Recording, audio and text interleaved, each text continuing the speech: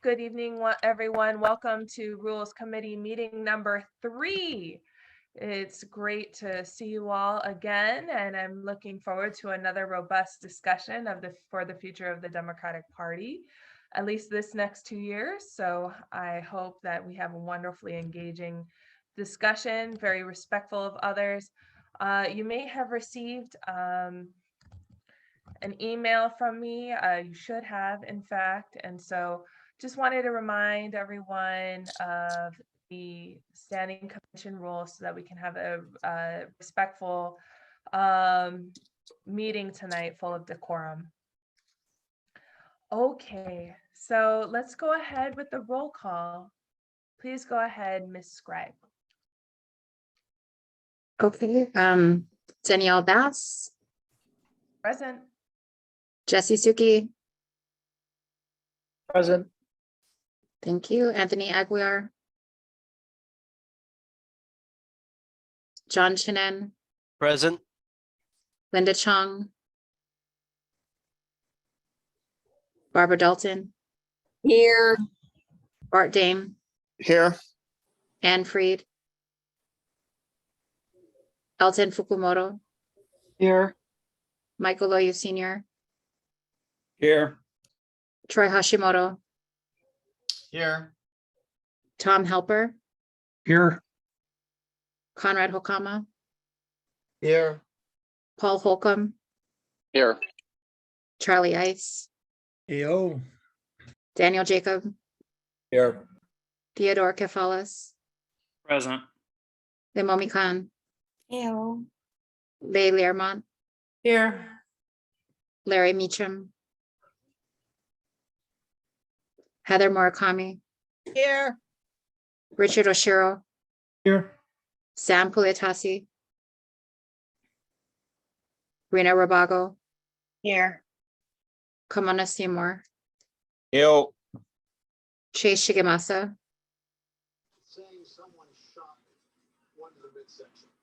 Chase Shigemasa, Eileen Wada, Here. Cora Yamamoto, Present. Patrick Bronco, Liz Holmes, Here. Natalia Hussey Burdick, Jeff McKnight, Here.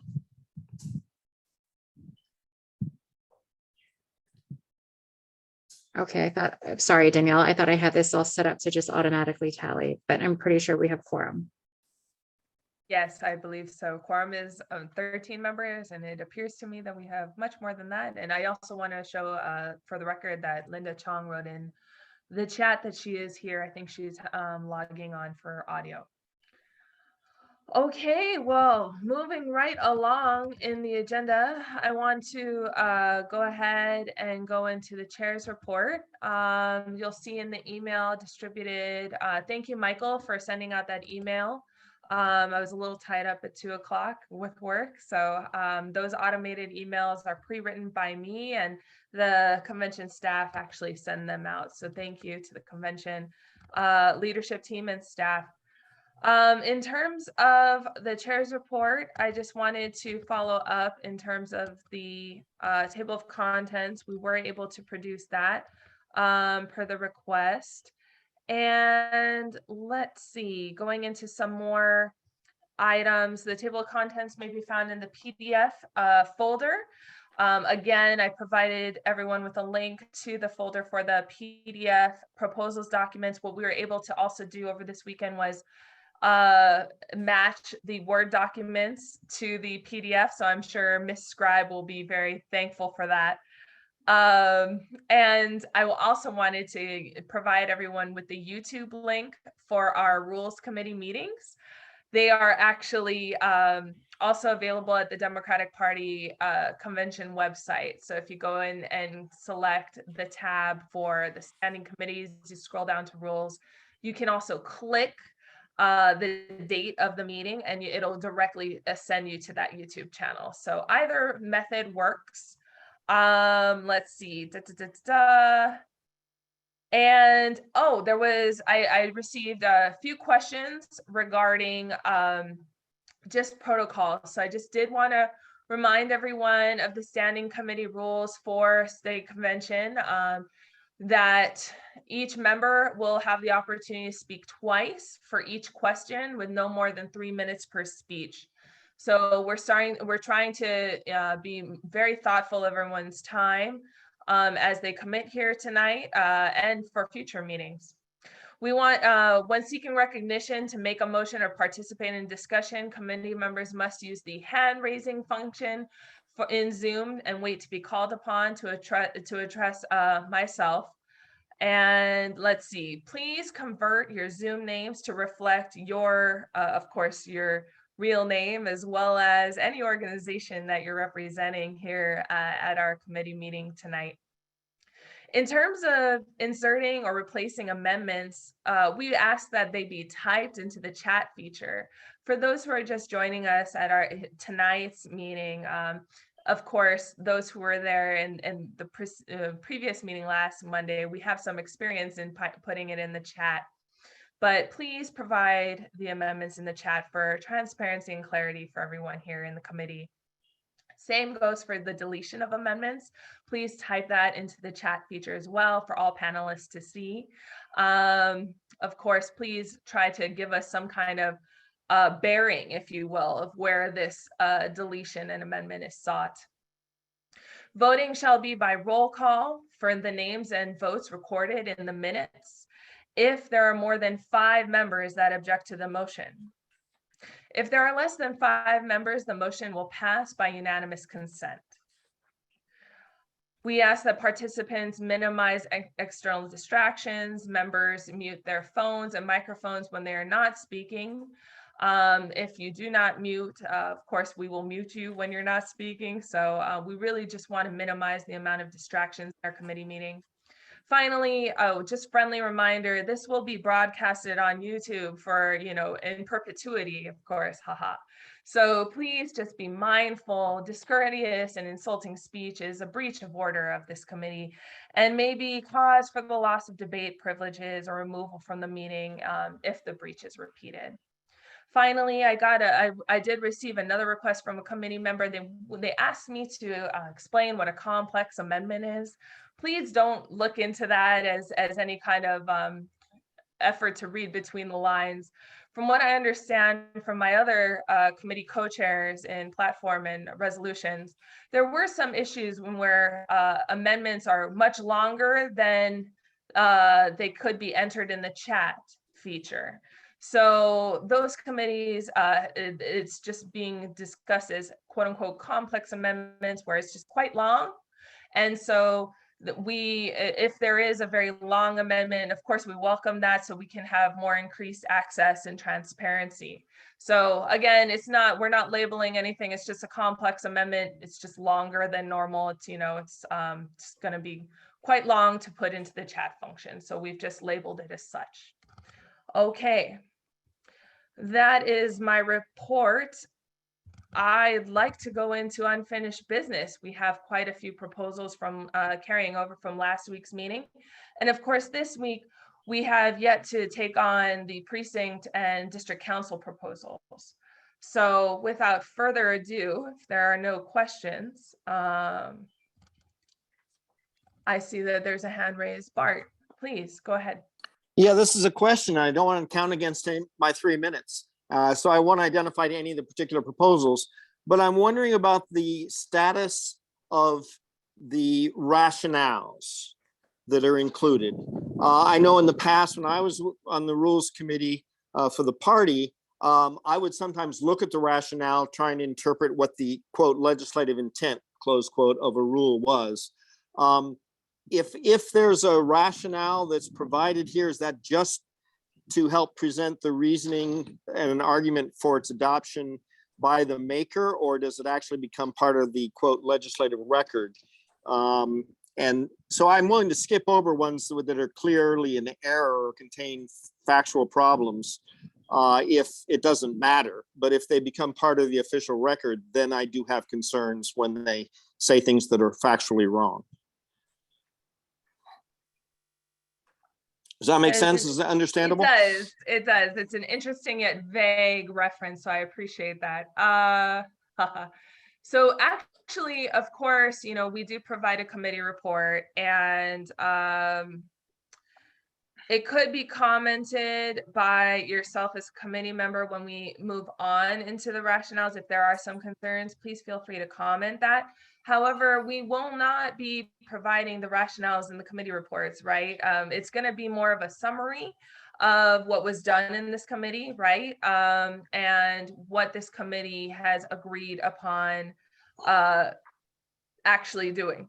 So I'm much more interested in the actual Ramsering changes, not so much the rationale, because of course that's commentary.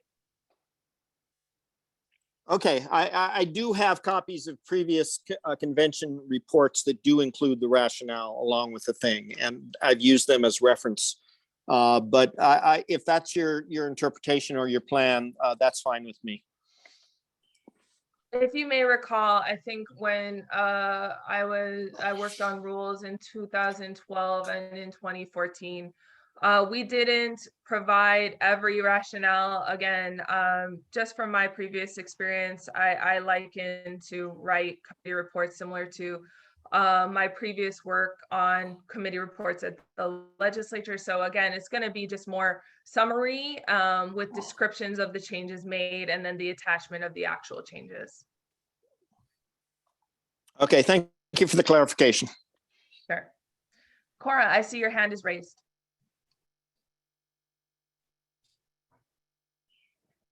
Mistake.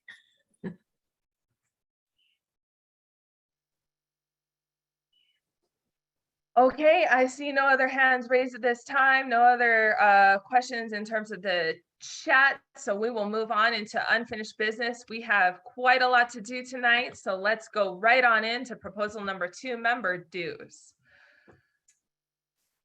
So Ms. Scribe, is that up?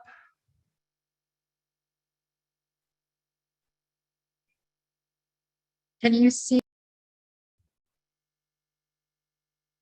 Is it still the agenda or is it proposal 2? Proposal, I see, it's a very small screen, actually, unfortunately. Hmm.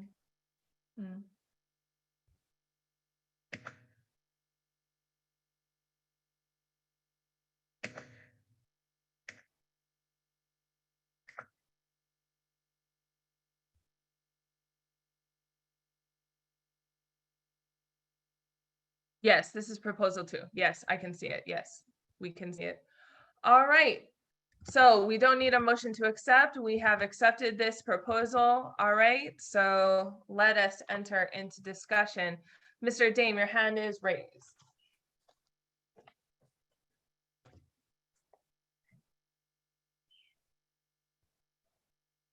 Okay, or not. Larry, your hand is raised.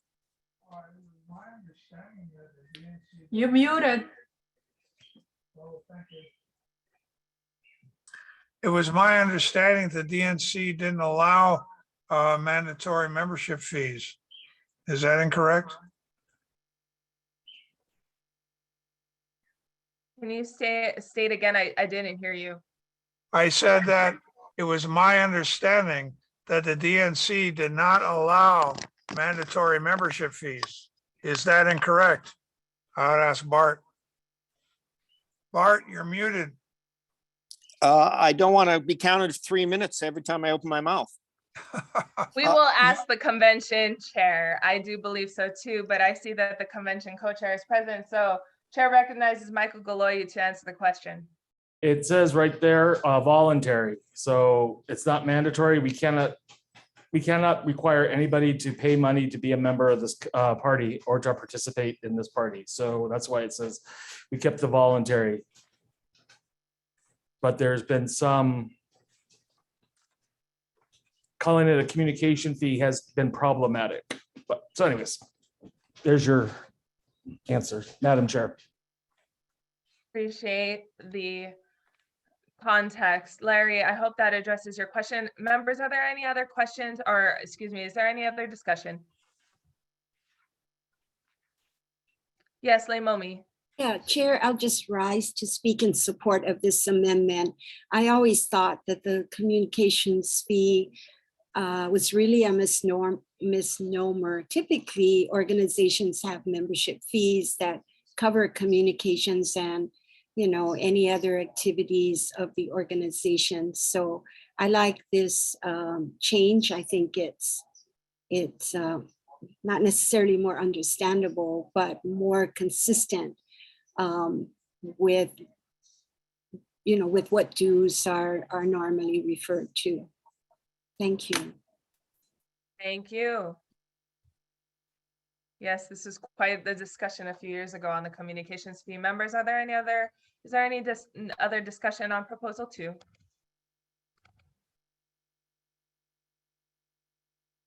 All right, seeing none, let's take it to the vote. Is there anyone in opposition to proposal number 2? Please raise your hand.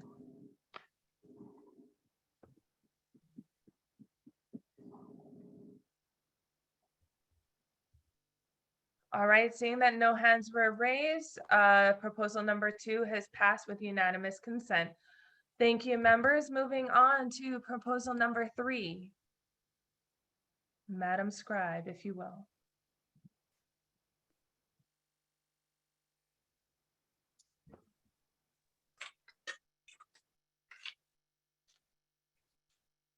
Madam Chair, Yes. while she's bringing that up, if you or Jesse could bring in Natalia, she's an attendee. She has completed the training. I can't add her this Okay, time. I will. Thank you. Take a look, Danielle. Thank you. I just admitted her. Okay, Wonderful. thanks. Okay, so proposal number 3, members. This is in terms of, my goodness, caucus certification. Is there any discussion related to proposal 3?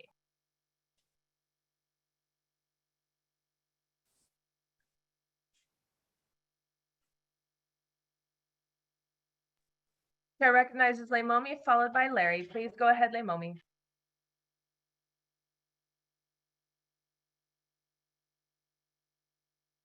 Leimomi, you're muted.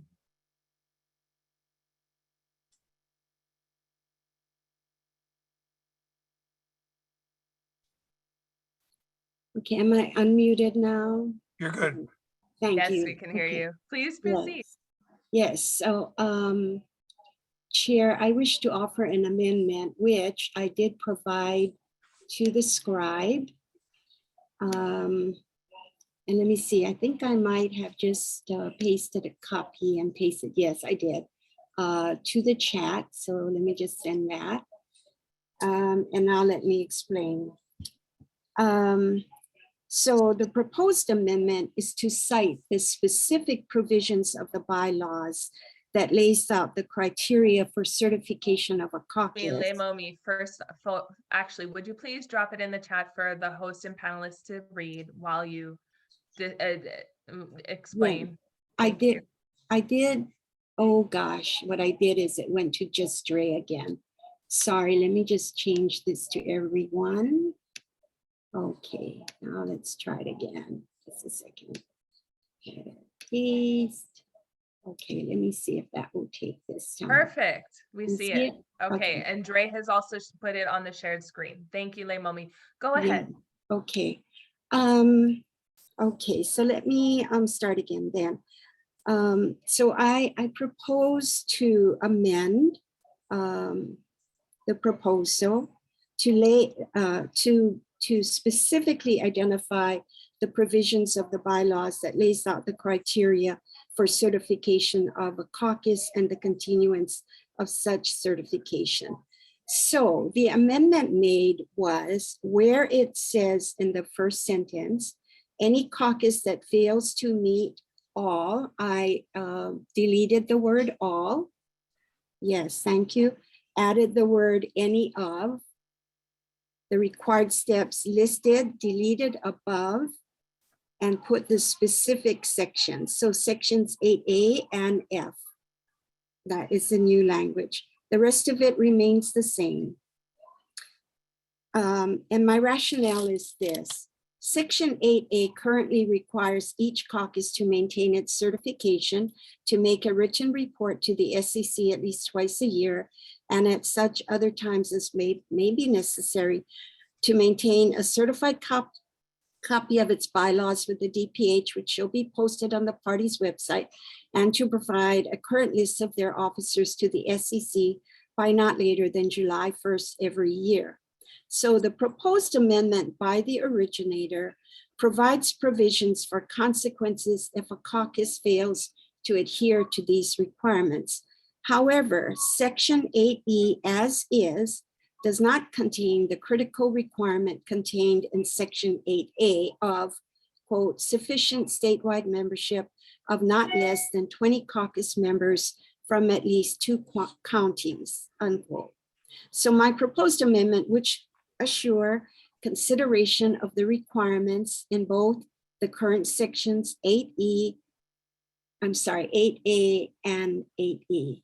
So in essence, I am in support of the proposed amendment, except that I would like to see us include the specific sections, which is 8A and 8E. Thank you. Thank you, Leimomi. Yeah. All right, Larry, please proceed. That sounds very good to me. My only concern is that the caucuses can endlessly bounce back, no matter how egregious their violations have been, simply by, going back into compliance after they haven't been in compliance for a long time. So they'll just be endlessly bouncing back and in, so that it says failure to comply within 30 days shall open them to have certification pulled. Then all they have to do is, do one thing that they're missing and they're in again, even though they've perennially, violated the various provisions. But at least it's a step in the right direction. So I'll support it. And I think Leimomi's additions or Leimomi's amendments are make things much more precise. So much, Larry. Bart, I see your hand is raised. Please go ahead. Yeah, so I'm trying to understand the practical impact of this. So if, as Larry wisely notes, some caucuses may be out of compliance and then they'll be scolded and then they'll come back into compliance and then they'll be out of compliance. Does this mean that the members of the SCC who represent the caucus are suspended as representatives? Are they kicked out as representatives and lose their job and necessitate a new election if the caucus then gets back in compliance? Can I get some guidance on this? Leimomi, or excuse me, Michael, I see your hand is raised. Please go ahead. Thank you, Madam Chair. No, you can't take away someone's right like that. And the only way the caucus would lose their SCC seat is if their certification is pulled by the SCC. So this actually puts into place for that to be able for that to happen. Should should she have should they keep on missing the minimum requirements for for certification? This is Bart again. So basically it's not aiming to punish so much as it is to bring them into compliance. Correct. Okay, thanks. Because if punishment would require a whole other set of rules. All right, thank you so much. Any members, are there any other discussion on Leimomi's proposed? Actually, we haven't even I second that. provided the This is Mike. motion or seconded. We went right into discussion, excuse me. Is there a motion to accept Leimomi's amendment? So move. Move seconded by anyone? Mike seconds it. Thank you. Okay, seeing that we already went into discussion, is there any further discussion to Leimomi's amendment? Okay, We'll go right into the vote. Members, if you oppose this amendment, please raise your hand. We're trying to just check if there are 5. So this is in the amendment proposed by Leimomi. All right, seeing that no hands are raised, the amendment passes with unanimous consent. Moving back to the original proposal as amended, is there any further discussion to the proposal? Seeing none, is there any opposition? Please raise your hand.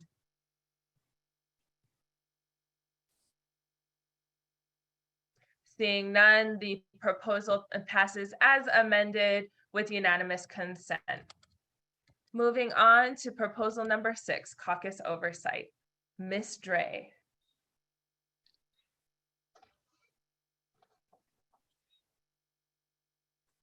We're speeding you right see? along here, Okay. everyone. Yes, I can see. Thank you.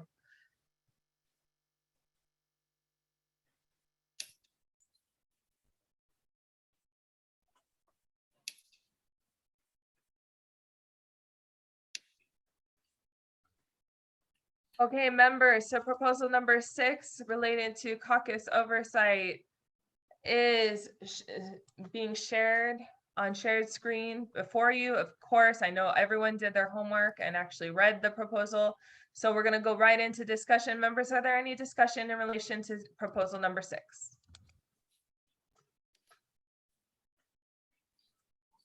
Chair recognizes Leimomi. Go ahead. Okay, now I need to go look for my notes on this. Just give me 1 minute. First, I'm going to make an amendment, Chair.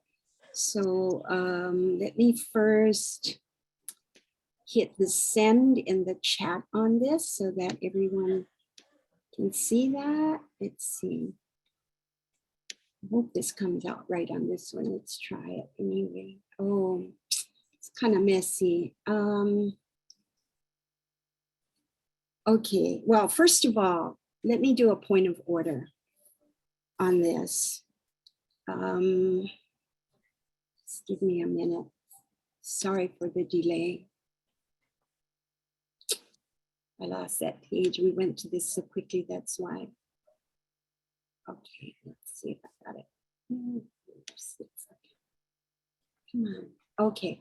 So in terms of a point of order on this, it appears that the amendment should more appropriately be in the bylaws rather than in the Constitution. And that is following Robert's rules. Now, ordinarily, the most recent edition of Robert's rules, provides or suggests that Constitution and bylaws actually be combined, which is something that at some point the party should consider. But in any case, it does distinguish between the Constitution and the bylaws where 2 such documents exist. So normally in the Constitution, it has the name of the organization, its objectives, members, officers, meetings, executive board, committees, parliamentary authority, amendment of bylaws. And it leaves the details for implementation in the bylaws. And I am thinking that if the proposer of this amendment might agree that the requirements instead be placed in the bylaws. So I guess I'm first seeking a clarification of whether the chair agrees with what I just said about what should go into Constitution, what should go into bylaws.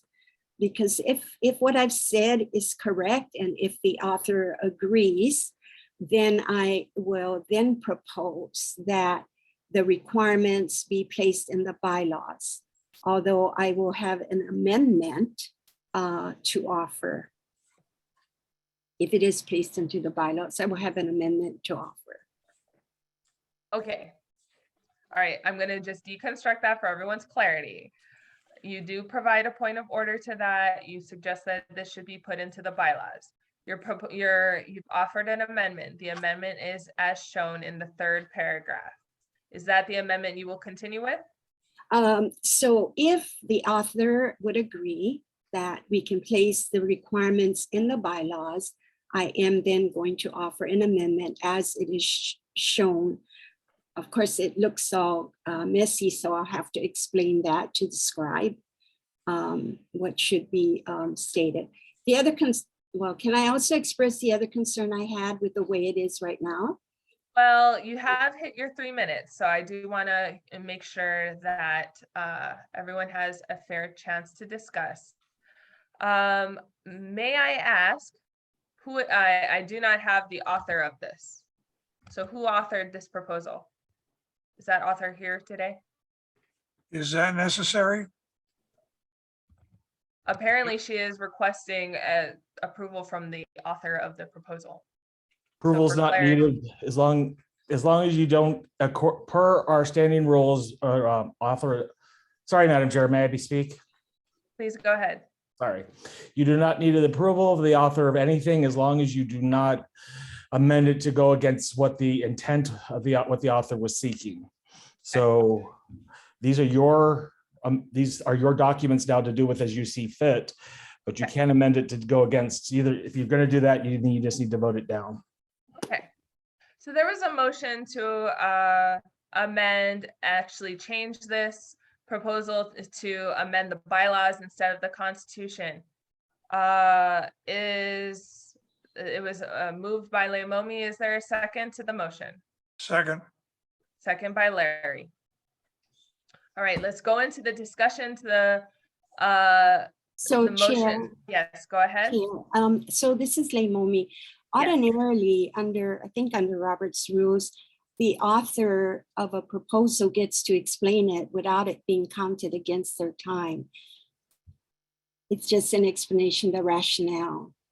And then we have the debate. So I just wanted clarification on that. So that I know, about my 3 minutes, I guess. I'm operating by the standing rules. Yes, Michael, I see that you've also raised your hand. So I think I expect what the answer to that is the standing rules of the two times to talk for 3 minutes each. Is that correct, Michael? On each motion, yes, Madam Chair. Okay. So the author does not get the opportunity to explain it without being charged against the 2-time limitation on discussion. This will be your second time. Yes, Leimomi. Okay, well, actually, this is my first time after proposing the amendment. No, Okay, this is your so let second me- time being recognized by the chair for the proposal. Right, I made the motion first. No, I didn't make the motion. And you had 3 Okay, minutes. regardless, that's Yeah. okay, regardless, thank you. I'll just you. proceed, thank you. So what I noticed in Article 5, Section 2 of the bylaws is that it speaks not just to caucus representatives, but actually to other elections that are held, for the SCC. So like the youth representatives and the county committee representatives.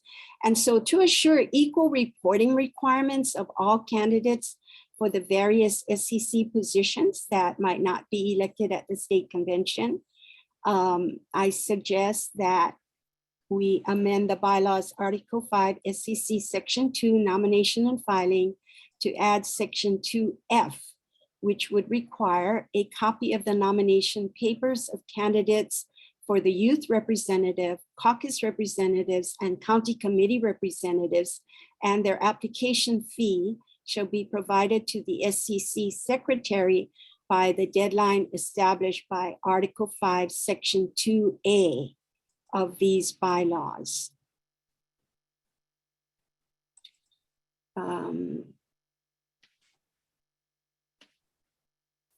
So I am unable to see whether the secretary was able to capture all of that. It's not showing up on my screen.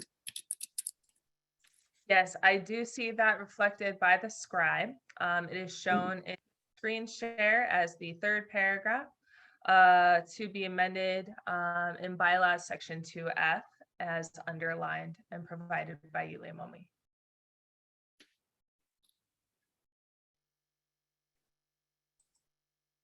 Thank you, members. Is there any discussion to Leimomi's proposed amendment?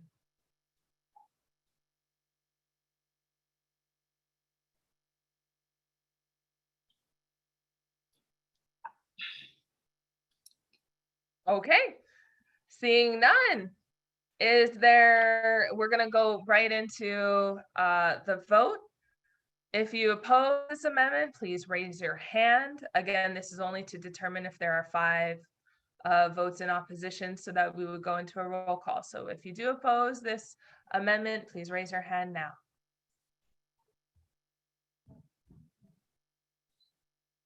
Okay, seeing no hands are raised, the proposed amendment passes by unanimous consent. And Ms. Scribe, if we can go ahead and replace that to the original proposal. Speaking to the proposal number 6 as amendment in discussion, I see that Jeff McKnight has raised his hand. Go ahead, Jeff. Yeah, just a quick point of order. I was wondering, was there a second to Leimomi's amendment? Yes, it was seconded by Larry. Thank you. Sure thing. Okay, so back on discussion to the proposal as amended. Members, is there any other discussion? So, Chair, could you just clarify then that this actually replaces the original proposal? Yes. Okay. Yes. Thank you. So I know it's just a little difficult with the Google Sheets because we can't do strike through that fast. So Dre is catching up in terms of the scribing of it all. But So this just to now be goes clear, into- I'm striking this whole thing. And it's just that? yes, and it Okay. will go into the bylaws. Yes.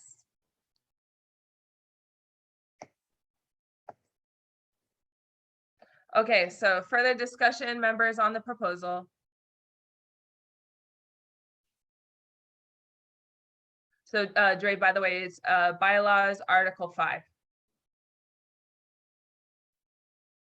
Okay, seeing no other discussion for this proposal, is there any opposition? Please raise your hand.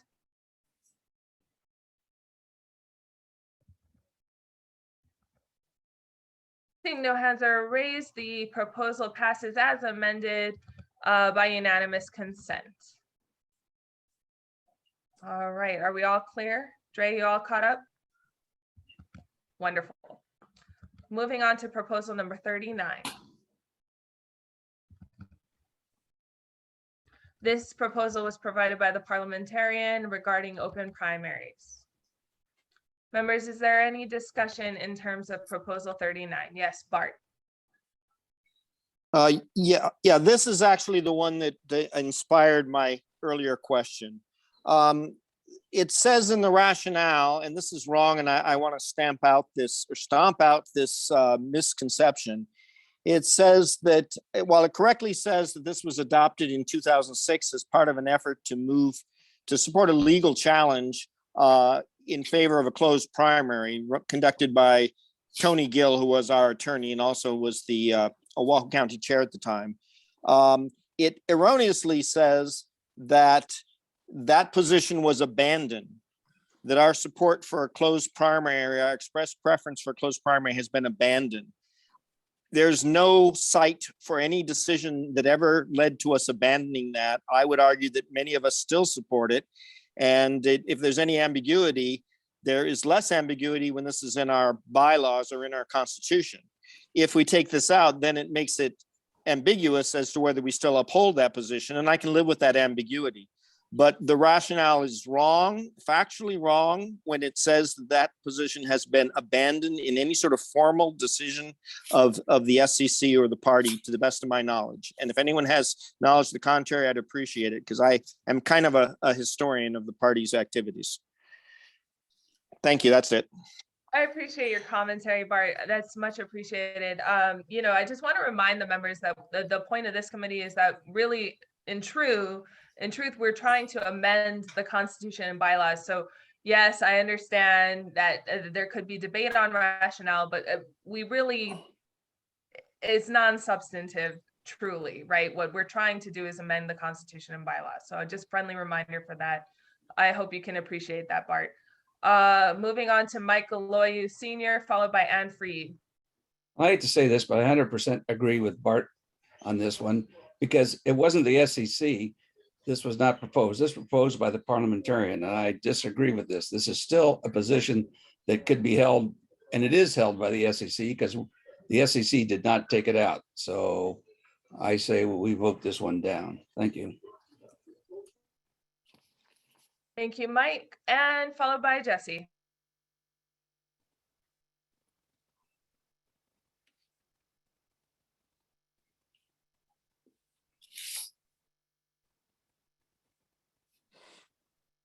Madam Chair, you missed Ann Freed. Yeah, and I said Ann, followed by Jesse, and now I see Lemomi's hand is raised, so Lemomi to follow Jesse. Please go ahead, Ann.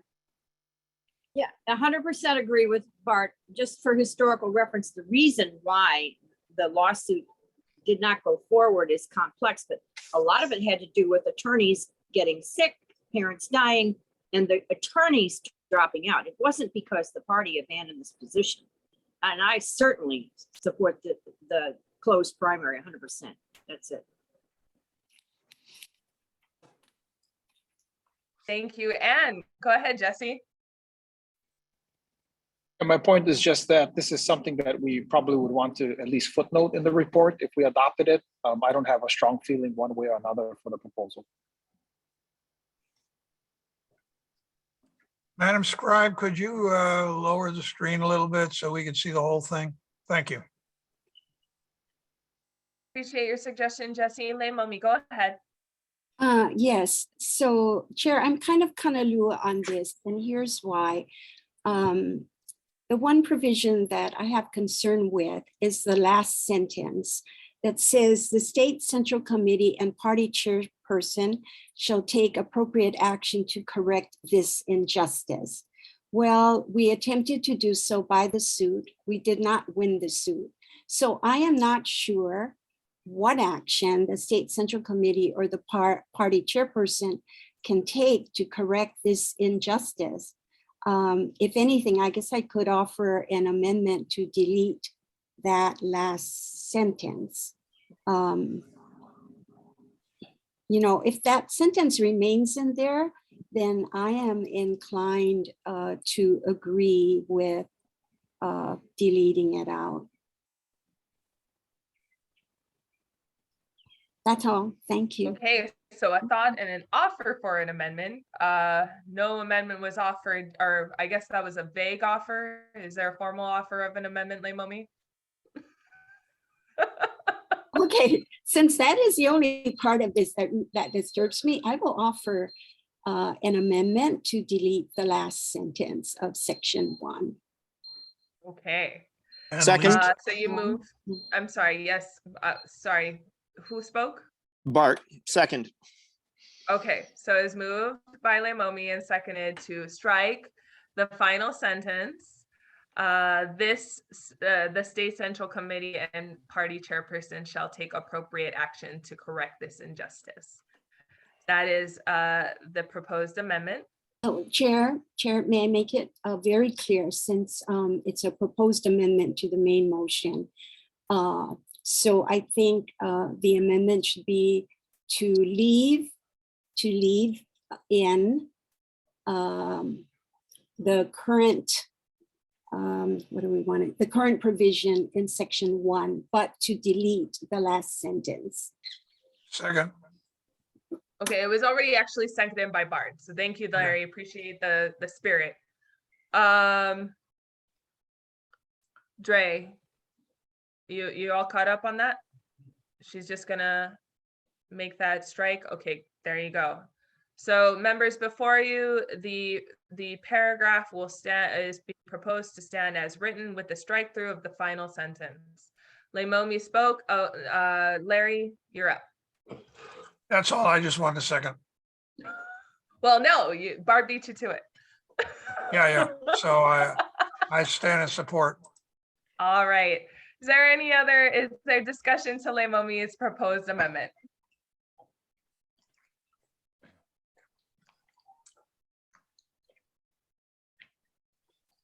All right, seeing no discussion to Leimomi's proposed amendment. Members, we will go into the vote for the proposed amendment. If you oppose the proposed amendment, please raise your hand.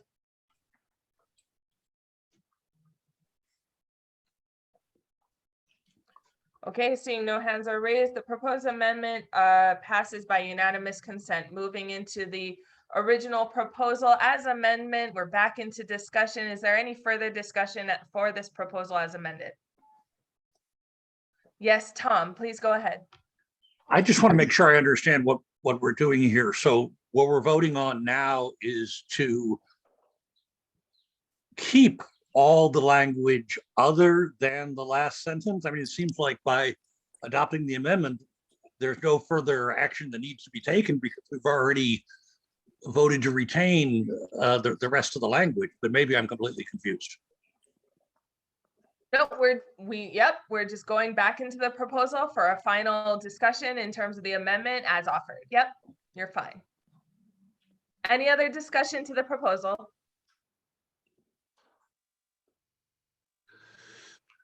Okay, seeing none, we're gonna go into the vote. If anyone opposes the proposal as amendment, please raise your hand.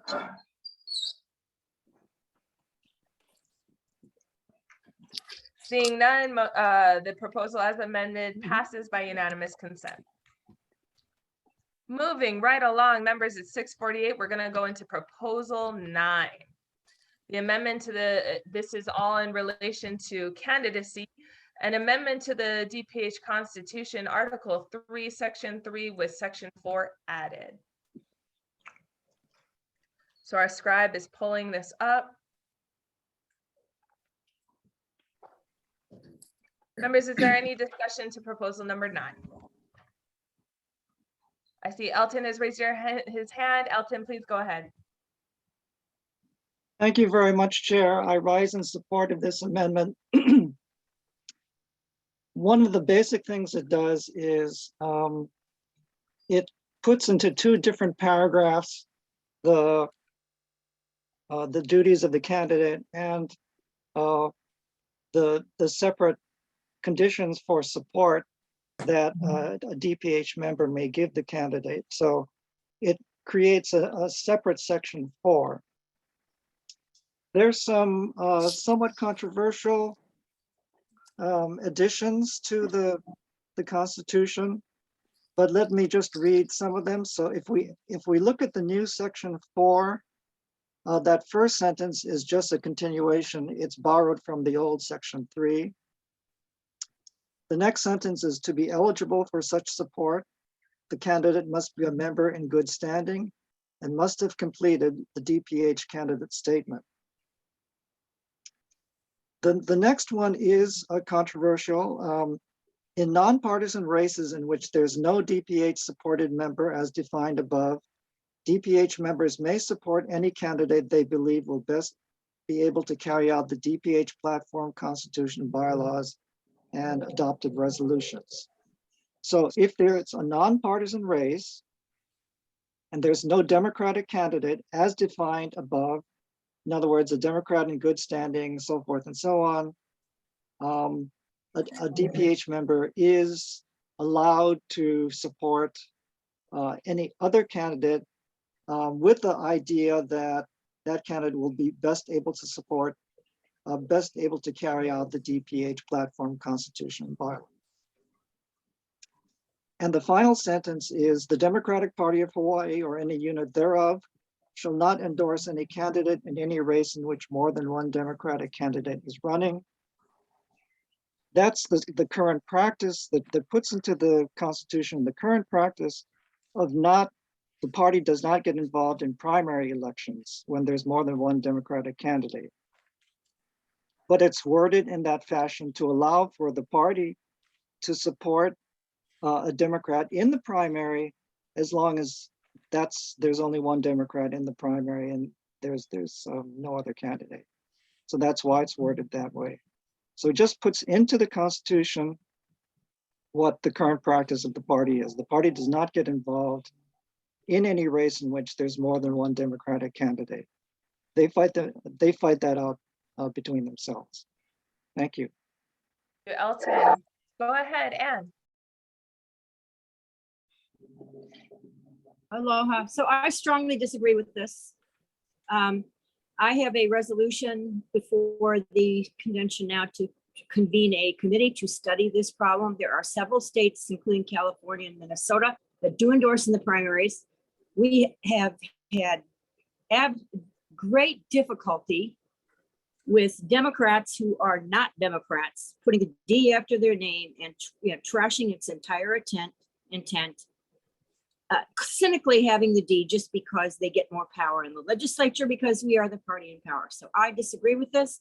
I think we need to find a way to endorse in the primary. And I think this language to me is problematic. I'm going to vote against this. Thank you, Anne, for sharing your thoughts on that. Mike, followed by Natalia. Go ahead, Mike.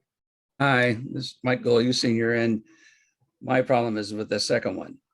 I believe personally, anybody can support any candidate they want to.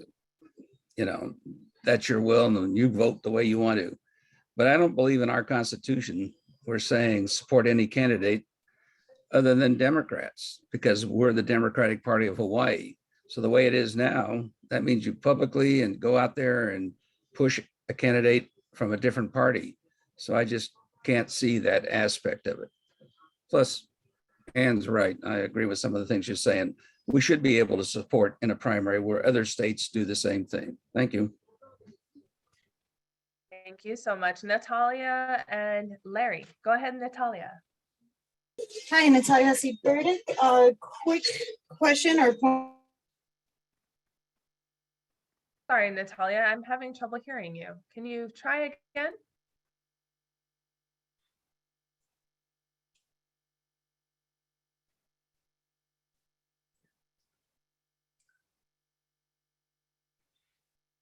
Natalia, I'm going to move on to another member. Please put your hand down, raise your hand when your audio is fixed. Otherwise, feel free to chat. Moving Sorry, on. I think it's fixed now. Can you hear me? Yes, we can hear you. So Please sorry go about that. ahead. Okay. Point of order first or clarification. These two issues, the section 3 and the section 4, they're the same motion, right? Yes, this is the same proposal. Yes. Okay, move to separate the question.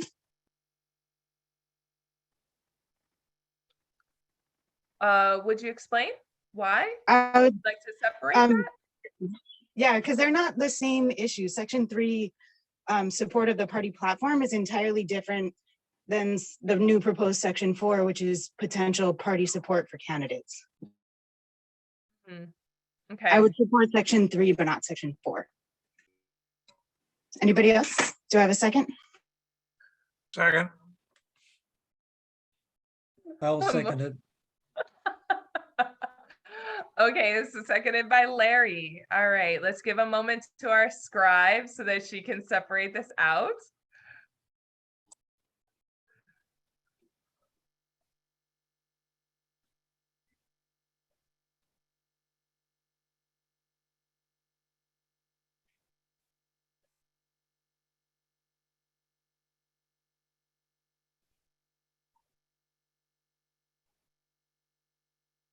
Okay. All right, so first off, now that it's separated, we will go into the discussion for the first motion labeled as motion 1. Leimomi, I see your hand is raised. Yeah, so I'm just trying to think this through because this is a little bit problematic. The reason I had my hand raised earlier was that I was going to speak in support of the original motion to accept the proposed amendments as was originally made. And so let me speak to that because it kind of impacts on both of them, what I have to say. I am in agreement with Anne with regard to the need for the party to explore endorsements in the primary. But I also think that that's going to take a little while for us to work out. So in the meantime, if we do not do the amendments, the current Constitution says that every member of the party shall support candidates who are members of the party and request the party's support in the general, special, or nonpartisan elections. It doesn't have any provisions, whereas that new Section 4 did, because it included to be eligible for such support, the candidate had to be a member in good standing and have completed the DPH candidate statement. So that's kind of what I wanted to offer at the moment anyway. Thank you. Thank you. Members, are there any other discussion? Is there any other discussion to motion 1? Yes, Charlie, please proceed. Yes, thank you. I agree on motion 2 that this first paragraph is kind of backwards. I don't think that that members of the party are obligated to support candidates they don't support because they are actually Republicans.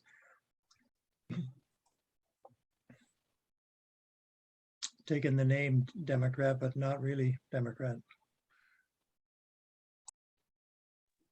All right, just friendly reminder, we're speaking to the first motion as reflected. Go ahead, Jeff. Yes, are we discussing Natalia's motion and voting on that? Or did we already approve the separation and now are we discussing each of the motions separately? We are in discussion to the motion. We did not approve the motion to separate.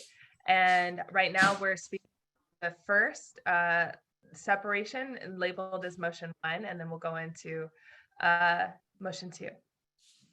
If I may, Chair, point of order. Please. So a separation or motion to divide is non-debatable, takes a majority to divide. So we should probably take a vote on the motion seconded to divide. And then if it passes, then we'll have 2 motions before us. If it fails, we go back to the original. Yeah, that was the point that I was trying to make. Yeah, it's been, I haven't been separating a lot of things recently. Okay, so just call me out on it. Keep me on my toes, folks. I'm happy to adjust accordingly. Okay, so it's non-debatable despite we've been debating. Okay, so we're gonna go ahead and take a vote. Is that correct, Vice Chair? Yes, and we can do this by unanimous consent because Go that's ahead, what take our the vote. rules say. Wonderful. Do we have, Go ahead. first, do we have any opposition? To separating the question, this is Leimomi, I'll oppose. Raise hands for anybody else opposing. If we have 5, then we'll take a roll call.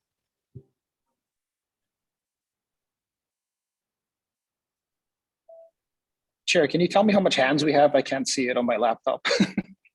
I see 2 hands raised, Vice Chair. Thank you. Any more hands in opposition? 3 hands. 4. I'll add a hand. Well, no, sorry, I won't. Mistake, sorry. So we have 4 hands. 5. 5. 6. Okay. 6. Okay. We'll do a roll call on the motion. I also see that awesome member Dame has been vigorously putting a substitution in the chat. So members, just to take a look at that. Chair, this is Leimomi. I'd like to change my vote, please, because I do see a distinction between Section 3 and Section 4, a major distinction between the 2 sections. So I would like to change my vote. So I'm going to lower my hand. So I'm not in opposition to separating the question. Okay, so we had 6 hands raised in opposition. That goes down to 5. Okay, so we have 5, so I'll do the roll call. Danielle Bass, Aye. Sorry, this thing. I vote yes. Anthony Aguirre? Not here. John Chinen? Aye. Linda Chong, still not here. Barbara Dalton? No. Bart Dane? Aye. Anne Freed? Means that if I vote yes, it means to separate, right? Yes. Yeah, okay, I vote yes. Elton Fukumoto? Nay. Mike Galoyu Sr.? Yes. Troy Hashimoto? No. Tom Helper? Yes. Conrad Hokama? Yes. Paul Halcom? Aye. Charlie Ice? Aye. Daniel Jacob? Yes. Theodore Kafalis? No. Limomi Khan? Aye. Leigh Lermont? You're muted, babe. Aye. Larry Meacham? Aye. Heather Murakami? Aye. Richard Oshiro? Aye. Sam Pulatasi? Not here. Reno Rabago? No. Rena's not. No? Okay. Hi, Rena. Hi, sorry. Kamana Seymour? No. Chase Shigemasa?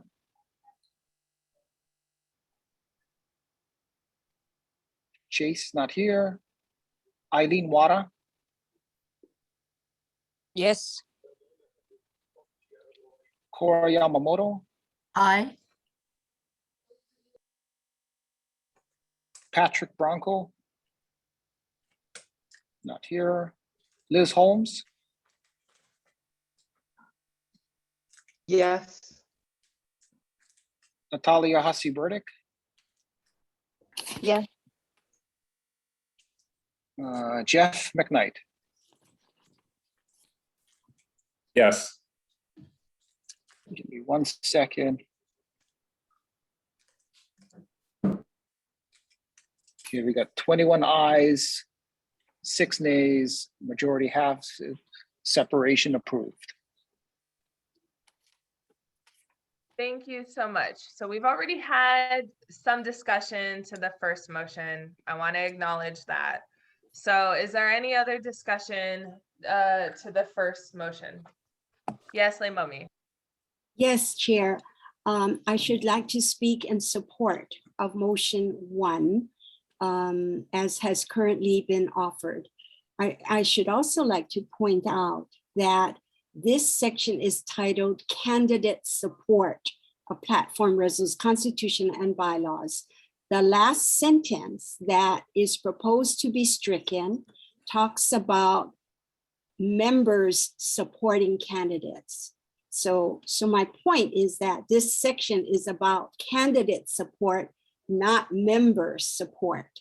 And that's why I am in support of this first motion. Thank you. Thank you, Leimomi, and followed by Rena. Go ahead, Anne. Okay, I'm confused. Okay, first of all, I just want to point out, is this practical? Because it's my understanding that this, a document, survey document that candidates are required to sign, A, they're not doing it, B, often it's not being sent out. So I question the practicality of this if we have no mechanism to enforce it. That's one. Then the other one is, I just don't understand what this is now saying if that language is stricken out. I don't see I don't know. Can somebody explain this to me? Maybe Leimomi can, I don't know. All right, I see Larry's hand is raised. That's probably as an explanation, but Larry, you need to wait. We're gonna go to Sure. Rena, and then Larry, you can go ahead and explain to Anne. Go ahead, Rena. Yeah, I think I pretty much had the same questions as Anne, because literally at the end of the day, and we talk about this almost every convention. So, I mean, prior to even this, that last sentence wasn't there before. We only had the first sentence there. We went back and forth with shall versus must and everything else. And then we went back to exactly what Anne said, which was a lot of the times the candidates don't even fill out the survey. So we don't even know which, unless you totally pay attention to everybody else's elected official, which I don't always do. I don't know. And should be expected to the maximum extent possible. What does that even mean? I mean, what's your maximum extent possible? Nobody knows. That's so, I don't know. That's kind of, I don't know. But in any event, I think it should stay exactly the same. Every Democratic Party candidate for election to office, whether federal, state, or county, and every member of the Democratic Party of Hawaii shall support the party platform. Easy, done. You can leave out the other sentence.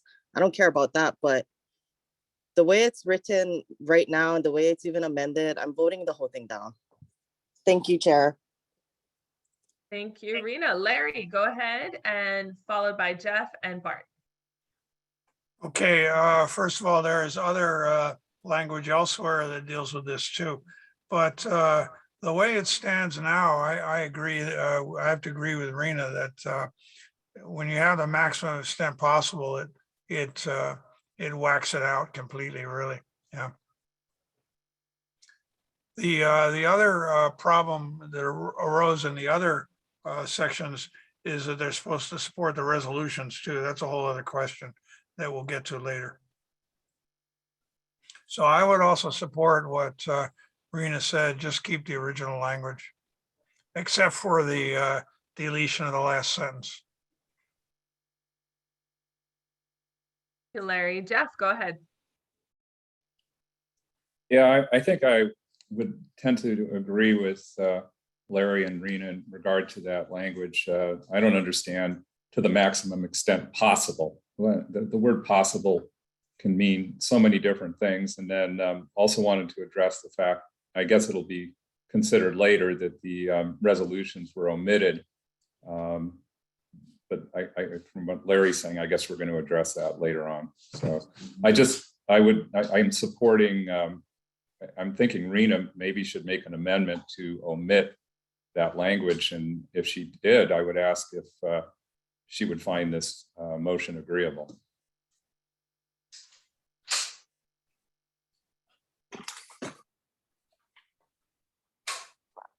Thank you, Jeff. I see that Bart has provided an amendment in the chat, and he is next up with his hand raised. Go ahead, Bart. Would you like to offer your amendment? Sure. I'm proposing this as an amendment for motion 1 that we substituted. I think it satisfies most of the concerns that I've heard expressed.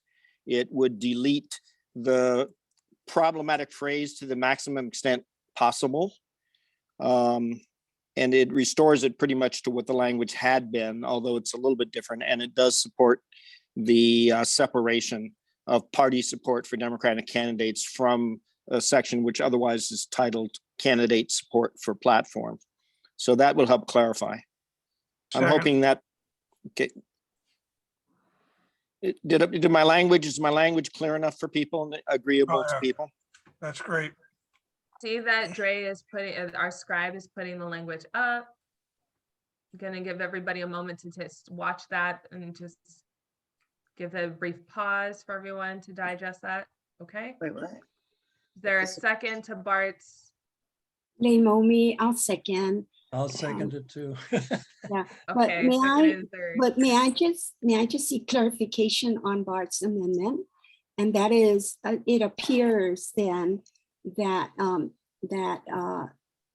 he is also recommending the deletion of the last sentence, that one that speaks to every member of the Democratic Party for which should support candidates, etc. Correct. Right. Deleting it from this section and creating the Yes. new section, section 4. Or yes, Yeah. okay, got it. Thank you. That's Thank what you. I'm seconding. That's what I'm seconding.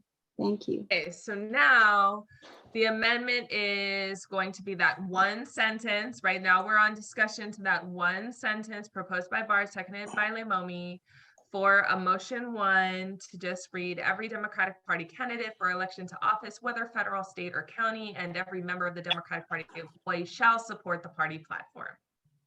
Just so that we're all on the same page. Okay. And for a second time? Yeah, sorry. Yeah, so I heard, I don't understand why we don't have and resolutions in here. Wasn't that the original language? We're dropping the second sentence, huh? Yeah, but I think if I were to amend the amendment, I would say the party platform and resolutions. That's a whole I don't other see battle. any and resolutions language in the original proposal in here. No. All right, well, in the interest of time, I'm not going to add that, but I just go on record that they should support the resolutions as well. Thank you for We that. will discuss that later on. Okay, Rena. Second time. I support. That's it. I support. All right, any other discussion to the amendment proposed by Mr. Dave? Yes, Heather. I think you got to put the deletion back in, the deleting the last sentence. Yeah.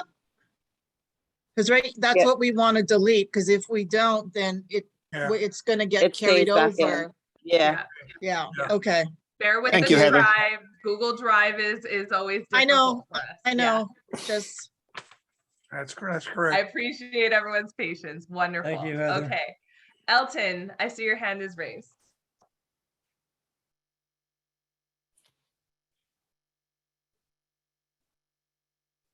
Sorry, I was muted. That sentence that is struck out, every member of the Democratic Party, that's struck out because it was put into the new section 4. Mhm.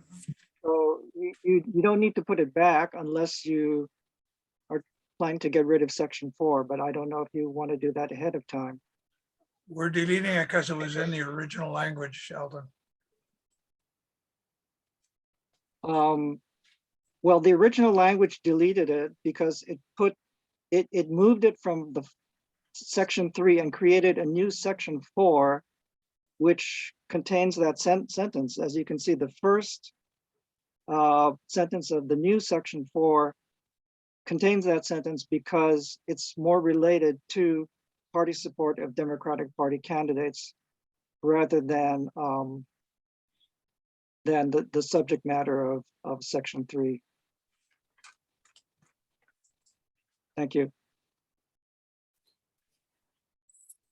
Yes, I believe, yes, that is written in the second motion that we are not addressing at this. That'll be coming up next. Heather, second time. I just wanted to address Elton, because it's 2 motions, it's got to disappear from one and add in the other. Thank you. Any other discussion to the motion, excuse me, the amendment proposed, or shall we take it to a vote? Here I have. How many times have you talked, Lemomi? I swear you're past your 2 times. I don't know. I don't know. This is the third time. Okay, somebody's keeping track. Yes. I just want to point something out, and it's just a reflection on what Anne was saying. The title of this section is Candidate Support of Platform. That has been mentioned before. Yeah, let's not recreate the wheel here. We've already talked about that. So seeing that was your 3rd time, let's go in. Is there any other member who would like to have discussion? Okay, if not, let's go into the vote for the amendment proposed by Bart as written before you. Are there any members who oppose the motion 1's amendment? Please raise your hand.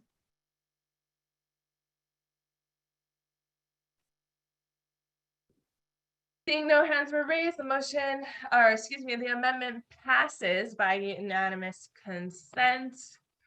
That will be the motion 1. Going into, now we will go into motion 2, scrolling down. Do you need to approve motion 1? I think we just approved the amendment to motion 1, but do we have to vote on motion 1 itself? Yeah, that's correct. Yeah, We need thank you to, for that. yeah. Too much going on. Okay, let's go into motion 1. We've had robust discussion. Let's move it to a vote. Please raise your hand if there's any opposition.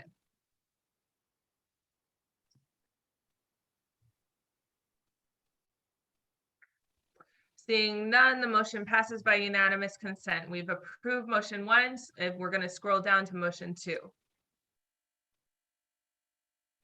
All right, Elton, here's the language you were discussing. Oh, okay. Previously. All right, there's your every Sorry, I member. didn't Now we're understand. into motion 2. Yeah. Members, Okay. is there any discussion in motion 2? Please go ahead. Raise your hand. Rena, please proceed. Do not support at all. I don't support the whole entire section. I think that it's just a bad idea. We've never really done it before. I don't think we should do it now. It's not good practice. And with regards to the Democratic Party of Hawaii, not, in the practice of not endorsing Democratic Party candidates in the primary, sometimes that kind of stuff, it's there, just leave it be, leave it unsaid. Sometimes when you start putting everything in the Constitution and everything in the bylaws, you just hamper yourself.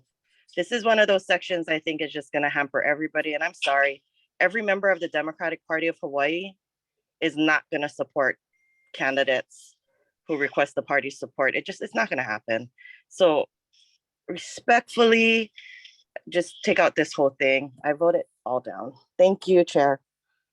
Thank you. Richard, please proceed, followed by Charlie.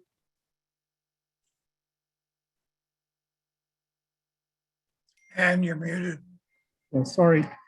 I'm keep silent for delay for me. Got the floor. Richard, please proceed. Okay. The reason for the allowing party members to support any candidate in nonpartisan races is because in nonpartisan races, you could have situations where you could have 2 Republicans in a runoff. So you can have, as an example, I'll just use a federal example, a Donald Trump versus a Mitt Romney. So who would Democrats support? If you supported either one, then you could be sanctioned, penalized, as an example.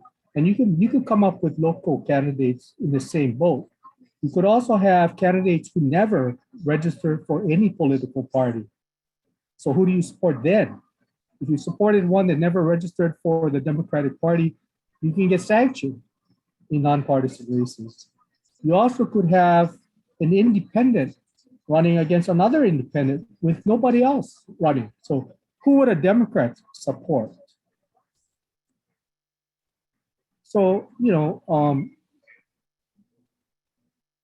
that's the purpose, I think, behind this particular proposal, because you could have situations, as I just mentioned, that come up.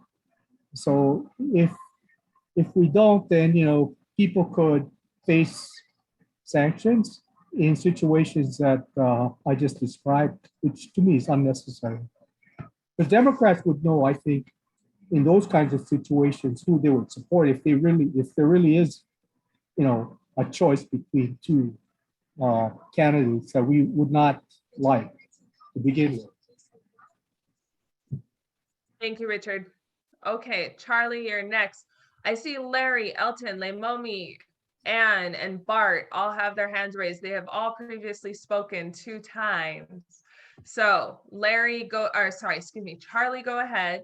when we go into Larry, Elton, Leimomi, and Bart, and then Michael Loyu, we're gonna start going this into rapid fire 1 minute, okay? Because we've had a lot of say on this discussion. We need to get through this agenda, so go ahead, Charlie.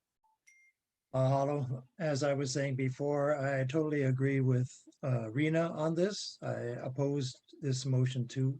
Thank you. Larry, followed by Elton. Oh, no, Same, I Elton. think I'm sorry, excuse me. I just recognized Elton. Elton actually talked earlier. So go ahead, Larry, then Leimomi.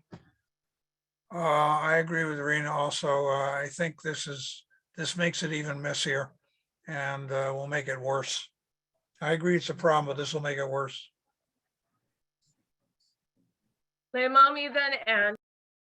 Yes, it is a hand. So I rise in support of these amendments. Number one, the last one is the practice of the party. I mean, we've been looking for somewhere where this makes this statement, but we've not been able to find where the party clearly has come out with a statement that you can't endorse or support any candidate, any other, or any Democrats in a primary if there are 2 or more Democrats, etc. So we're trying to put into the Constitution what is practice. The other is on the nonpartisan races. That has been an issue. So again, we're trying to find solution to the issue. And the first one at least puts in some criteria for support of candidates, that at least they should be members in good standing and they should have completed the DPH candidate statement so we understand where they stand. Now, all of this pending the study that Anne is advocating, and that is a study on an endorsement process. But in the meantime, I think that this kind of provision serves a purpose to help the party. So I speak in support. Thank you. Thank you. All right, Anne. You just got a shout out. Go ahead. I understand better now. So I would propose an amendment to remove the entire first paragraph. Because the rest of it, I understand what Jesse is saying is that, you know, certainly the Women's Caucus is not going to support anti-choice candidates, you know, in the mayor's race, for example, or in the council races.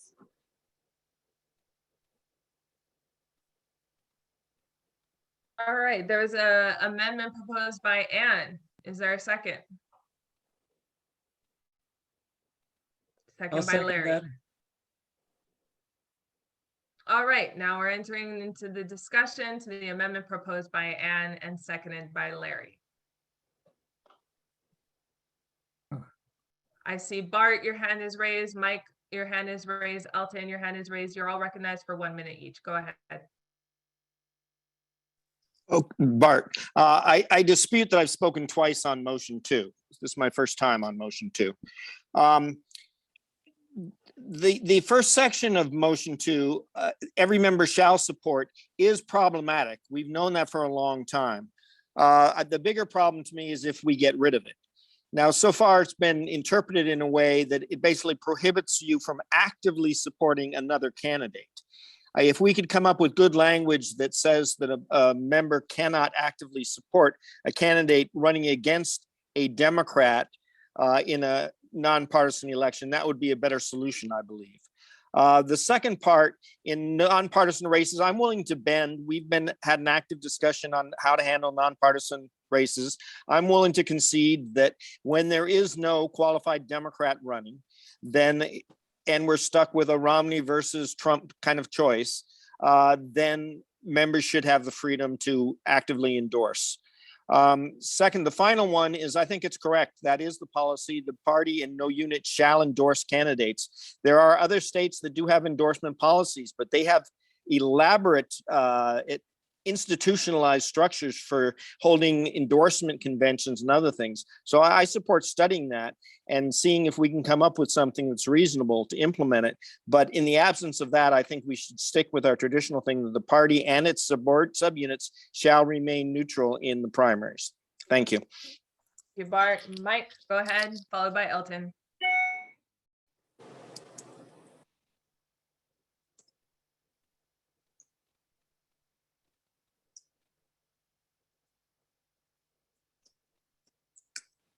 I think Mike is muted. Mike, you are Okay. being recognized. Oh, I'm Please go sorry, ahead. I was muted. Okay. Do away with number one, but also do away with number two. I disagree with Bart. I think that we are Democrats. And what you do personally, fine, but we should not have it in our documents that we support non-Democrats. You can do whatever you want, but you should not have it in our documents. And I recommend I amend that we get rid of subparagraph 2 there. Okay. So just for clarification, we are speaking to the amendment proposed by Anne Freed, right? To delete paragraph 1. And I recommend that we amend that by also deleting paragraph 2. Yes, you can. You can have 2 amendments on. Point of order, Chair. Yes, go ahead, Vice Chair. We should take amendments as they come and dispose of them one at a time. Yes, it's getting very confusing, Mike. Would you allow for that? Would you be okay with that if we go ahead and just go amendment by amendment, seeing that this is Okay, all I'll be online? nice. Okay, Thank I'll be you. nice. I appreciate it. Thank Okay, you. going on to Elton. Now, don't forget, you have to come back and provide your proposal again. So Elton and Heather, go ahead, Elton. Thank you, Chair. A lot of people have problems with the first sentence that is supposedly going to be deleted. Every member of the Democratic Party of Hawaii shall support candidate. That is already in our Constitution. That's not being, so if you accept this proposal, you are deleting something that's already in our Constitution. That's already there. You might disagree with it, but it's there. Thank you. Thanks, Elton. Next up, Heather. Mine is just procedural. Mike Senior is correct. You can have a secondary amendment. I know it gets confusing, but sometimes it's informative. So Appreciate that. I just, everyone's getting confused by this proposal. We got gotta it. take it one after the other. Yeah, no, totally. Okay, so we've had some discussion on that. Let's go ahead. Is there any other discussion to Anne's amendment to strike this first paragraph? Seeing none. If you oppose, please raise your hand.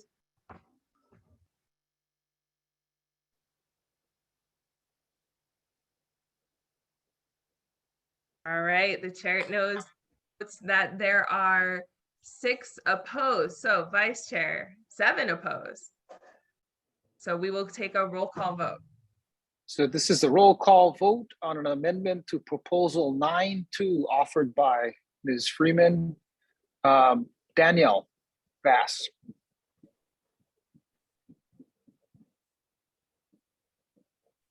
Chair, yes or no? Oh, sorry, maybe you didn't hear me. No, chair votes no. Oh, sorry, I did not. I vote no. Anthony Aguilar. Not here. John Chinnen. No. Linda Chong. Not here. Barbara Dalton. No. Bart Dame. No. Anne Freed. Yes, and it's, yeah, never mind. Elton Fukumoto. No. Mike Galoyu Sr. No. Troy Hashimoto. Yes. Tom Halper. No. Conrad Hokama. No. Paul Halcomb. No. Charlie Ice. Aye. Daniel Jacob. No. Theodore Kafalis. No. Lemomi Khan. No. Leigh Lermont. Yes. Larry Meacham. Yes. Heather Murakami. No. Richard Oshiro. No. Sam Pulatasi, not here. Rina Rabago.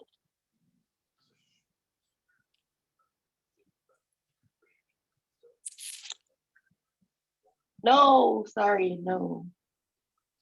Kamana Seymour, No. Chance Shigemasa. Not here. Eileen Wara, No. Cora Yamamoto, No. Patrick Bronco. Not here. Liz Holmes, No. Natalia Hussey Burdick.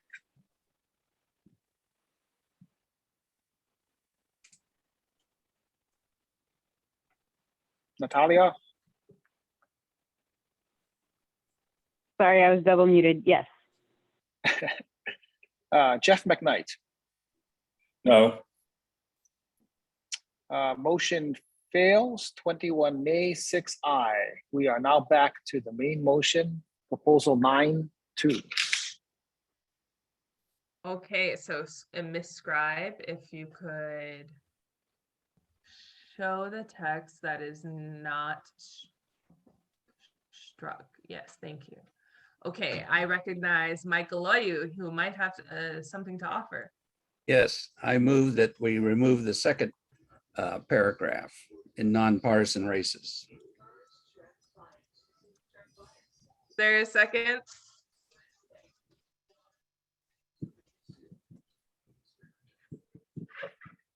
I don't hear a second.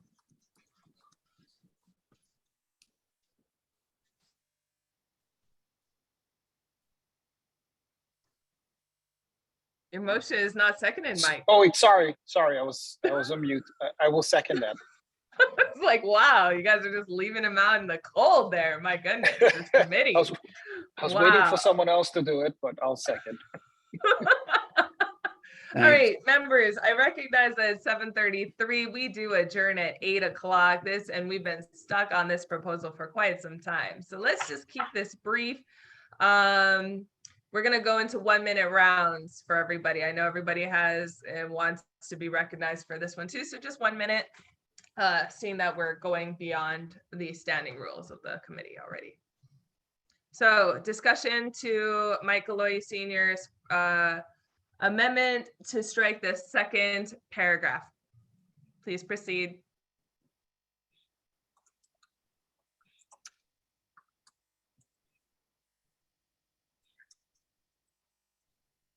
Mike, you have a discussion? No, I've already said my piece. Don't want to hold it out any longer. Members, any other discussion?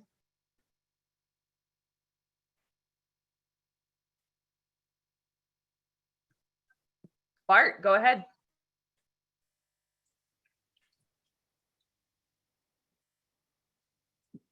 Bart, please. I'm sorry.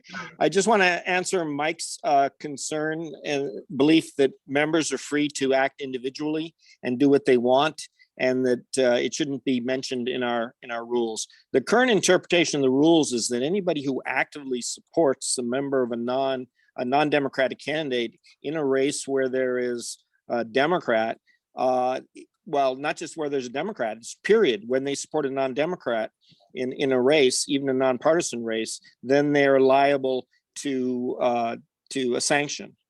And so I think it's good for us to actually explicitly say, under these limited conditions, when there is no Democrat in the race, it is permissible for party members to actively support candidates who are not members of the party. I think that's valuable in our rules.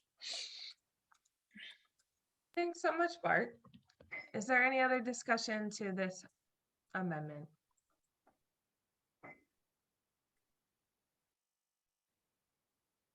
Okay, seeing that there's no other discussion, we're going to go ahead with the vote.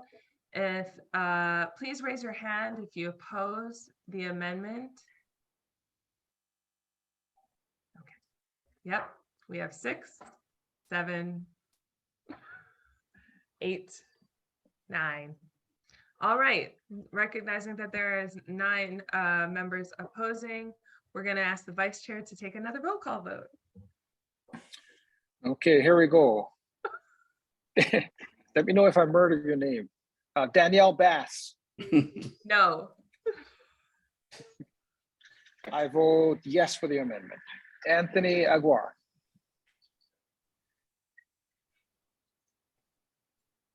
Not here. John Chinen, No. Linda Chong, No. Barbara Dalton, No. Bart Dane, No. Anne Freed, I'm gonna vote yes this time. I'm confused. Elton Fukumoto, No. Mike Galoyu Sr., Yes. Troy Hashimoto, No. Tom Helper, No.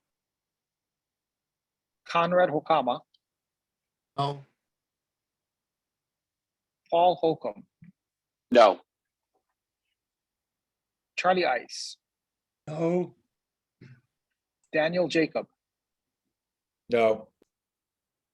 Theodore Kefalis, No. Lemomi Khan, No. Leigh Lermont, No. Larry Meacham, No. Heather Murakami, No. Richard Oshiro, No. Sam Pulatasi is not here, Rina Rabago, No. Kamana Seymour, No. Chance Shigematsu is not here, Eileen Wada, No. Cora Yamamoto, No. Patrick Bronco is not here, Liz Holmes, No. Natalia Hasiburdik. No. Was that no, Natalia? Correct. Jeff McKnight. No. The noes have it, motion fails. We are back to the original motion, which is proposal 9-2. All right, I want to just give compliments to the scribe who is on it. We are back into motion 2. We've had robust discussion on this one. We're gonna go right into the vote. If you oppose motion 2, please raise your hand.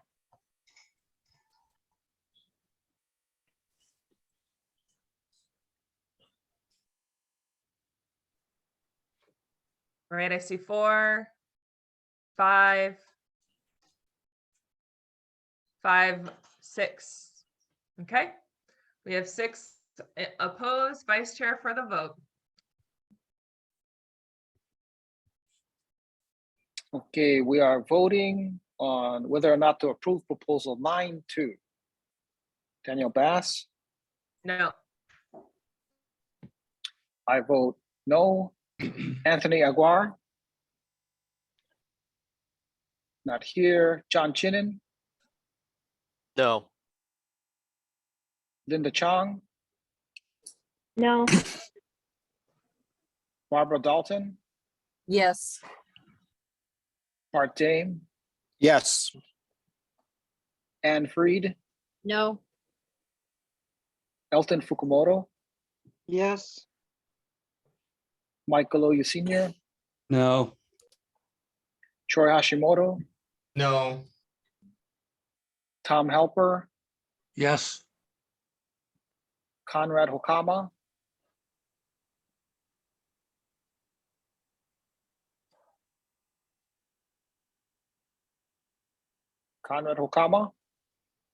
Yes. Paul Holcomb, Aye. Charlie Ice, No. Daniel Jacob, No. Theodore Kefalis, No. Lemomi Khan, Yes. Leigh Lermont, No. Larry Meacham, No. Heather Murakami, Yes. Richard Oshiro, Yes. Sam Pulatasi is not here, Rina Rabago, No. Kamana Seymour, Yes. Chance Shigemasa is not here, Eileen Wada, Yes. Cora Yamamoto, Yes. Patrick Bronco is not here. Liz Holmes, Yes. Natalia Hussey Burdick, Yes. and Jeff McKnight. Yes. That was a close one. The ayes have it, 15 to 13 nay. Motion passes.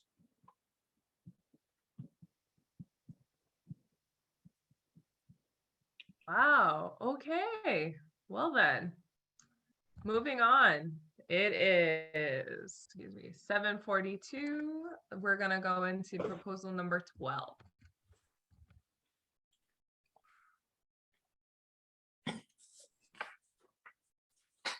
All right. By the way, members, we're going to go through this. I really would appreciate everyone. I know that they're very passionate about this. Let's really try to respect time. I'm going to close out the discussion by 7:55 so that we can have discussions about future rules meetings. So opening up the discussion for proposal number 12. First up, Elton, please proceed. Thank you. I rise in support of this motion. There are really two parts to this. Number one, substituting the word endorsement for substituting for the word endorsement, putting in the word support. Support is looser. Endorsement sometimes might require some sort of procedure that we don't really have. So support, I think, is more appropriate here. And we're also cutting out the language "and is subject to reprimand by the Democratic Party of Hawaii." We've never used it for people who do not fill out the candidate form. And so we should just delete that. Thank you. Yeah, Elton, I see Anne's hand is raised. Go ahead, Anne. Yeah, okay. Yes, we've never used it, but that doesn't mean we shouldn't. You know, so I think I'm opposed to this motion. I understand that, you know, there's no procedure in general for enforcement, you know, of our rules. And the reluctance to use any form of punitive action by this party against people who, again, use our party for cynical purposes for power only is really makes us laughable. But, you know, if my thing to fix it would be to create procedures that have teeth in that so that we actually enforce our own rules. So I'm opposed to this. All right, thank you, Anne. Members, is there any other discussion to the proposal? Art, please go ahead. Yeah, I actually support this proposal. There are two parts. I enthusiastically support the change, substitution of the phrase party support over endorsement, because it's always been a little confused as to what that means. And I think support is closer in line with the other language where we talk about examples of active support. So I think that's good. The second part about abandoning the ability to sanction a candidate who refuses to comply with our request that they fill out the form, I'm a little reluctant to, but I give in to the reality that yes, we have never been able to find a way to apply this. And I'm sympathetic as all hell, but I don't think we should have rules that we are powerless to enforce. So for that reason, I support this proposal. Thank you, Bart. Members, is there any other discussion?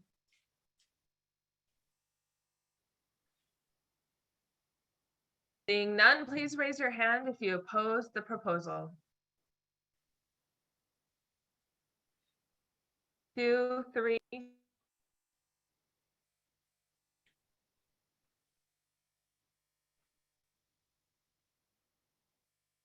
Okay, I see that there are 3 hands up in opposition. The proposal passes by unanimous consent.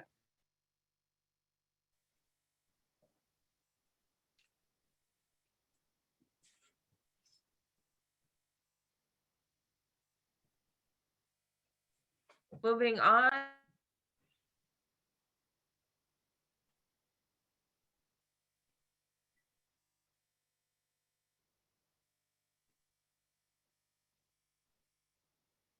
Danielle, Danielle, you're muted. Danielle, you're muted. I was using the temporary mute. Okay, I said we were moving on to proposal 20. Bylaws, Article 9, Section 1 on candidate support. Members, is there any discussion to this proposal?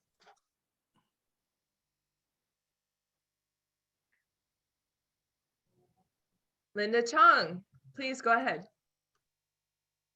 Thank you. I am in partial support and partial opposition. I support that the candidate statements are posted to the website until the end of the general election. But what I'm opposed to is the second change. A candidate who is in agreement with the platform and resolutions of the state and party organizations shall be eligible for party support upon request. And the reason why I have concerns about that is because I think it's been the policy that as long as you complete the candidate statement and everybody knows where you stand on the party platform and resolutions, then you fulfill that obligation. I guess I'm concerned about the requirement to agree with all the resolutions, because sometimes there are resolutions that are controversial, you know, whether it be issues like rail or Mauna Kea, resolutions that may pass by a very slim margin and where there are, you know, strong feelings on both sides. So I think that that second part I have some strong concerns about.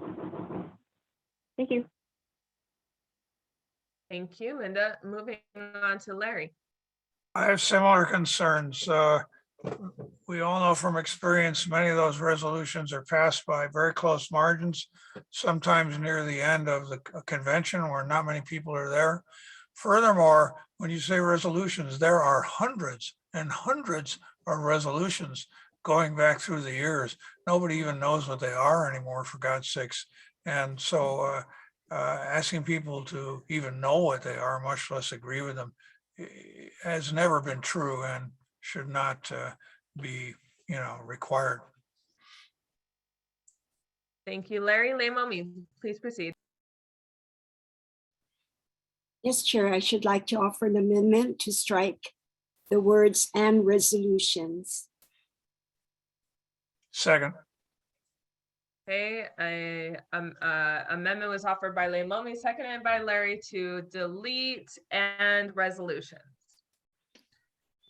Let's go into discussion for this amendment. Is there any discussion?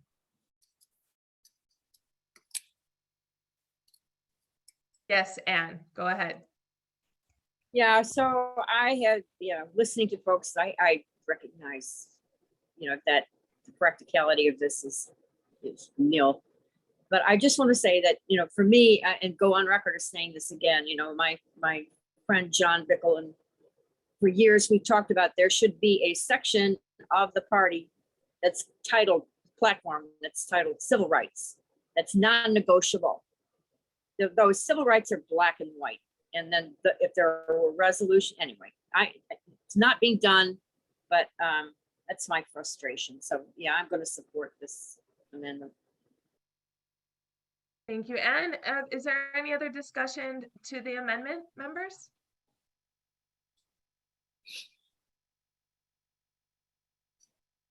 Okay, seeing none, let's go into the vote. Is there any opposition to the amendment as proposed? Please raise your hand.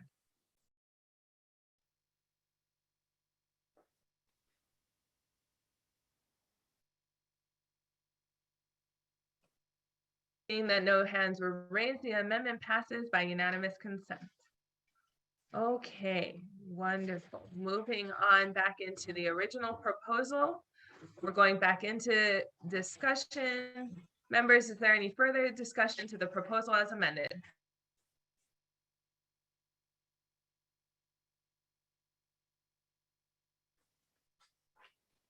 Seeing no discussion, we'll go into the vote now on the proposal as amended. If there's any opposition, please raise your hand.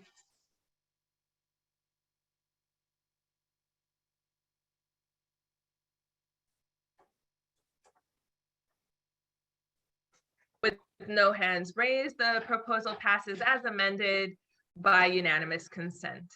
Thank you, member.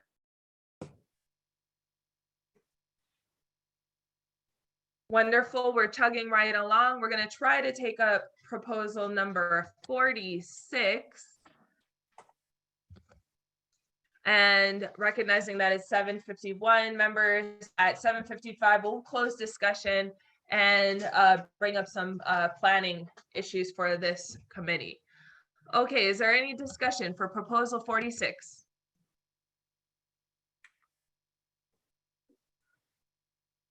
Larry? I like to support most of this. One thing that is very important, I think, is giving the candidates 14 calendar days, because in the middle of campaigns, candidates are super busy, and asking them to digest and do this in a serious way rather than just automatically checking everything off. It's more reasonable to give them 2 weeks.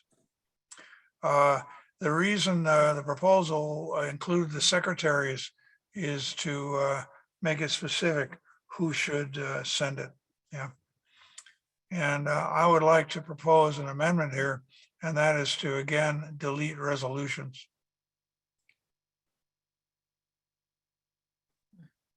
All right, an amendment was proposed by Larry. Is there a second? This is John. I'll second it.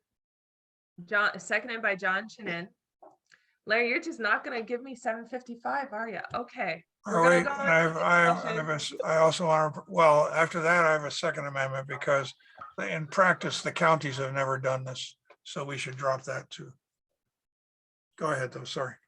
One at a Okay, time. remember, we're going to go into amendments one by one because this gets really confusing for all of us. Yes. All right, so we're in discussion on the amendment proposed by Larry, seconded by John. I see Bart's hand is raised. Bart, please proceed.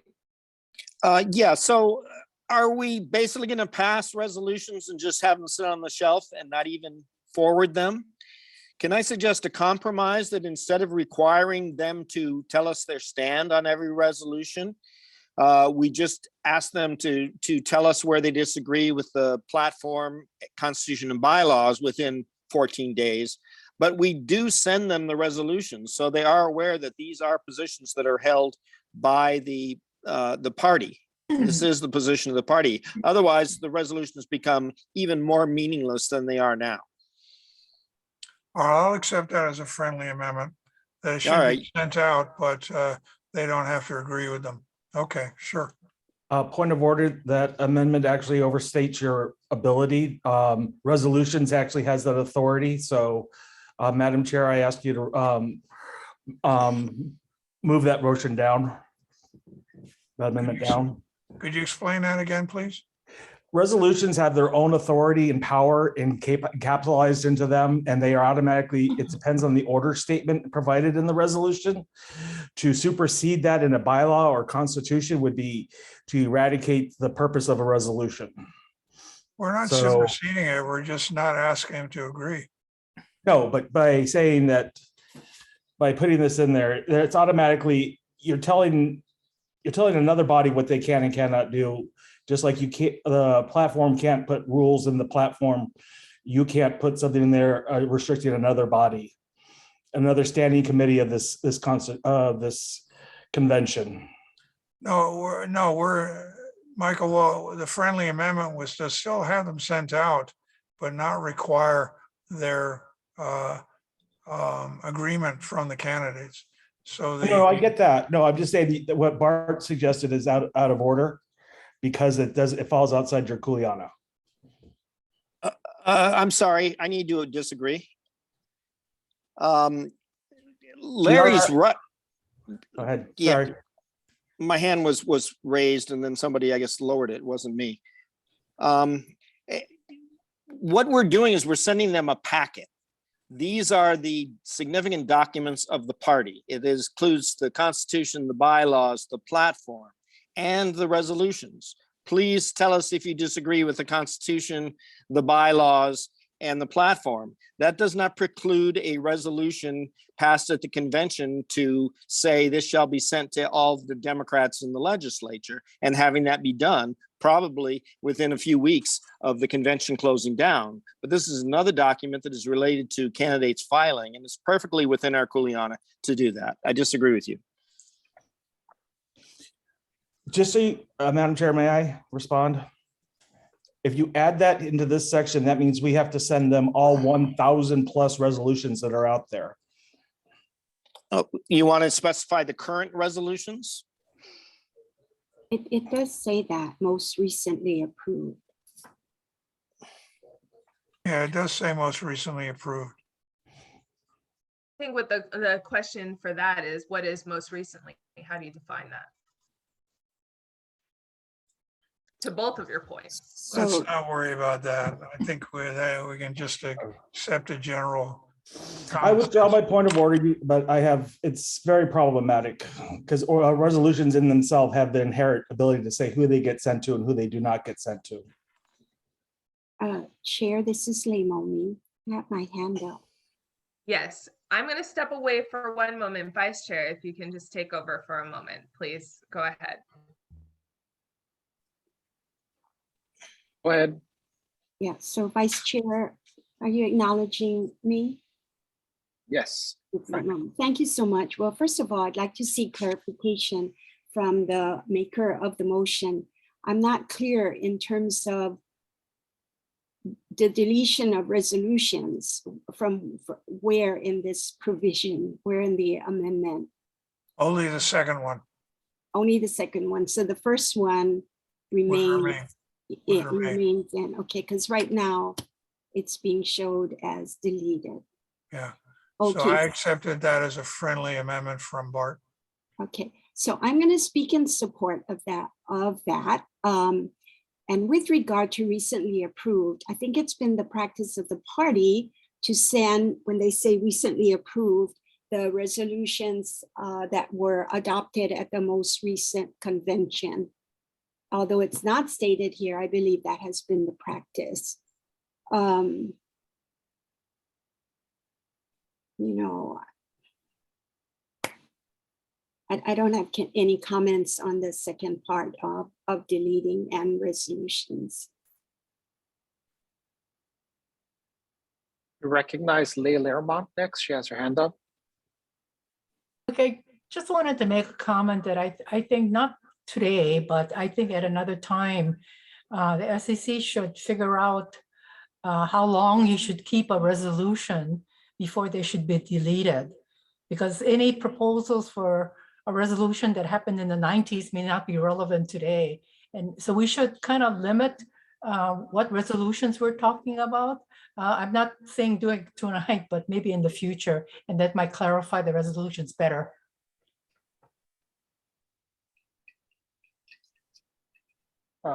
Let's see. Michael Oyu has his hand up, recognizing Mike. Just to speak to her comment, that's already in the rules. It was passed before that they're there for 10 years. Unless you want to keep them beyond that, they go away. Oh, that's good to know. That's county only. It's Oahu County, not state. Oh, Oahu County, sorry. Jeff McKnight, you recognized?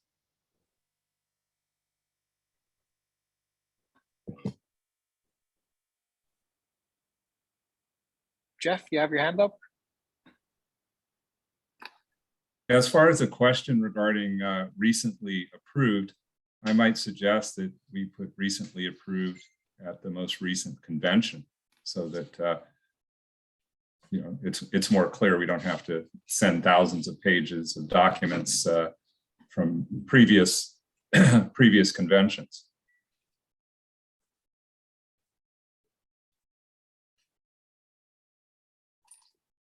Reno Ravago, you recognized? So just so I'm clear, we're gonna leave in resolutions, right? As in the packet. And then we're going to take out indicating their agreement, or I should say, we're gonna take out agreement and we're just gonna say indicating their disagreement and or reservations with the platform and resolutions of the state and county party organizations. No, not and resolutions. We're taking out and resolutions. Larry's the maker of the motion, so I look to Larry to clarify. Yeah, so we're leaving in resolutions in the packet, but we're taking it out that agreement is required.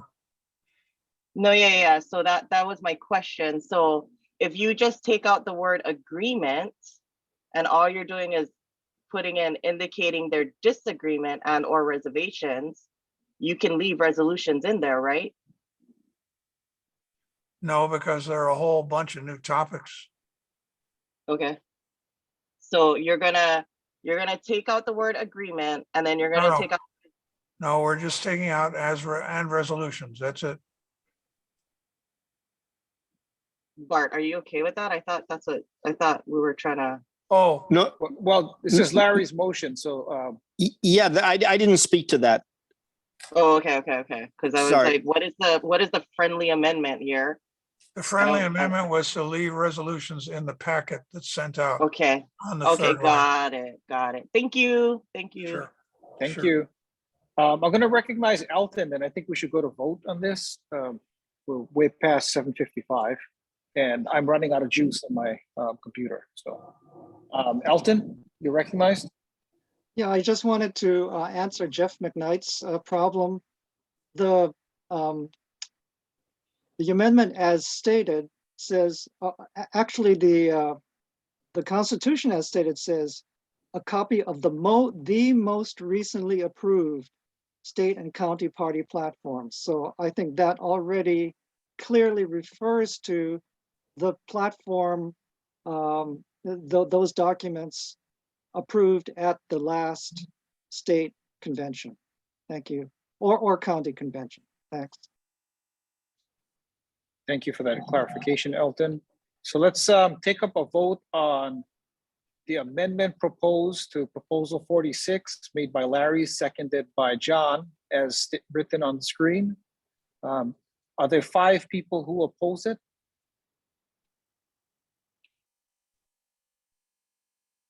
Looking for 5 hands.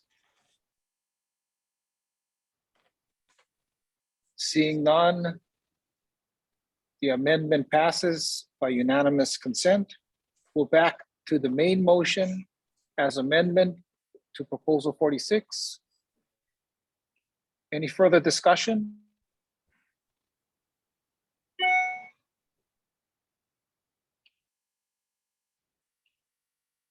Okay, seeing none, we'll take up the vote. Do I have 5 opposition, 5 hands? 5 hands against unanimous consent?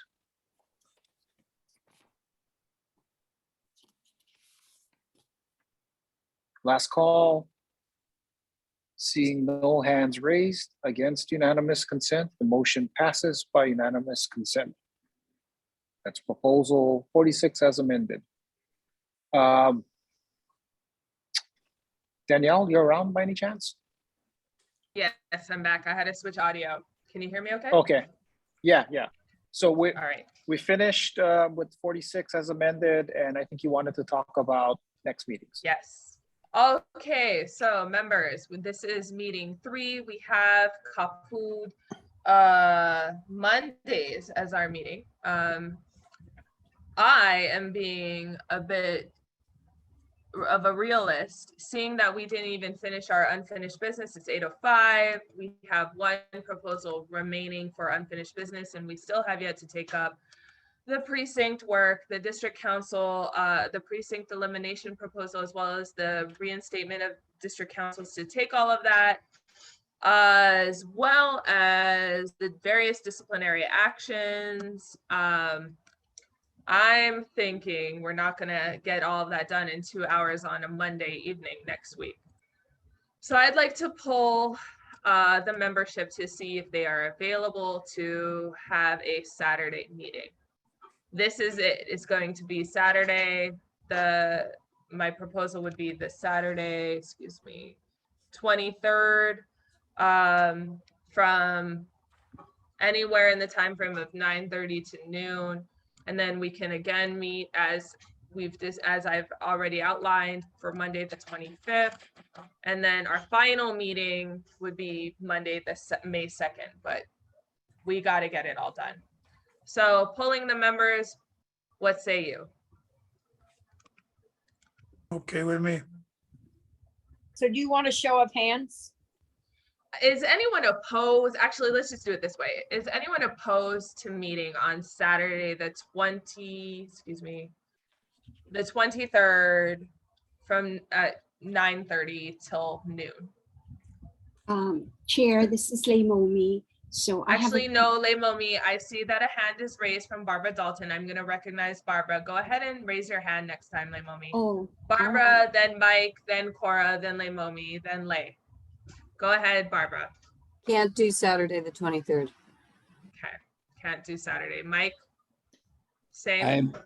I'll be there, but I might be late because I have a community association meeting that starts at 8:30. It should be done by 10 or 9:30, but I'm not, it won't be any later than 10, but it could be done by 9:30, but I have to attend that. Hey, Cora? I can do the afternoon, 12:30 or 1, and then forward from that. Okay, Lei? You know, on my calendar, I had calendared all the meetings and I showed the 25th and May the 2nd also as meeting nights on Mondays. So Yeah, I don't think, those- I'm being a realist, May, that's not gonna be enough, or Lei, that's not gonna be enough. Given that. So it's gonna we be have- those Mondays plus a Saturday, is that what you're saying? Yeah, that's what I'm proposing. Okay, 23rd available, yeah. Okay, Vice Chair, what say you? 23rd after 11, but I'll drop off and come back on. There's kid things, drop offs and that sort of thing. So I'll be in and Okay. out. Yikes, that's gonna be a problem. I cannot do the afternoon. That's my problem. I will be funeral planning. Theodore, I'm unavailable the 23rd, but we'll support the committee if there's a quorum. okay. Leimomi? No, I'm not available. Thank you. All right. Tom? Chair, could I suggest maybe we go 6 to 9 with the remaining 2 meetings, since everybody has that blocked out anyway? 6 to 9. You think that's gonna be enough, Tom, huh? Well, I I mean, that's object to 2 that. hours. That's 2 hours extra. And you're proposing 2 hours extra in a slightly different schedule. So it is optimistic, I agree. Okay. All I right. object to so- that. Okay, Barbara objects. All right, Heather. I think even if you go 6 to 9, you're still gonna need a Saturday. Yeah. I don't know which Saturday. I mean, I prefer the 30th, but I can make the 23rd work if it's in the morning. 30th is, we're gonna be under the gun, folks, if it's the 30th, because we need to have a final committee report by the 2nd. So I'm trying to give you guys time to have, real good debate. I know that this is a very, spirited group of folks. Bart, Yeah, I think the idea of meeting on Saturday is good. I personally have no life anyways, so other than other meetings, I can attend. And so far, I think this is a priority against the other meetings. I think it's unrealistic to think that even with 3-hour meetings. The other thing is the third hour is always a fall off in productivity. Our brains get less smart in the third hour. So if we're gonna have 6 hours, let's do 2, 2, 2.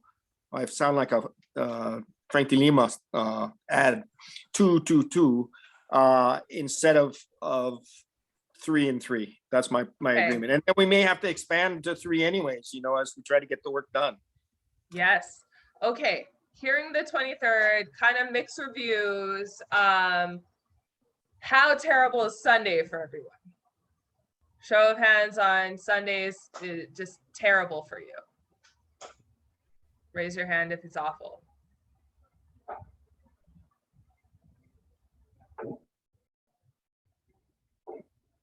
Okay, that's actually a lot less by the show of hands.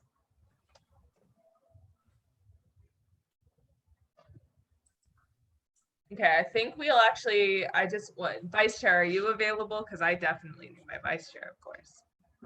Seems like you might be more available as well. Yeah, after 10, yeah. Okay. So members, let's look at Sunday. That's a lot less opposition. Sunday, 10 to 1.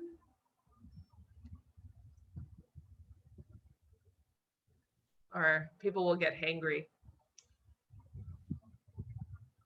Thoughts on 10 to 1 or 10 to noon? Polling the members for Sunday, the 24th. instead of Saturday. Danielle, I mean, given the way we operate, I think 10 to 1 makes us safer. Yeah, I agree. I just don't want people screaming because they didn't eat lunch. Yes, Michael Loy, go ahead. No, I agree with Ann. Keep it 10 to 1. And lunch, Make your lunch ahead of time. go to the kitchen while you're meeting. Eat while you're eating, not a problem. Have Okay, some Cora, snacks. go ahead. Yeah, Cora. 10 to 1 with, have some snacks next to you.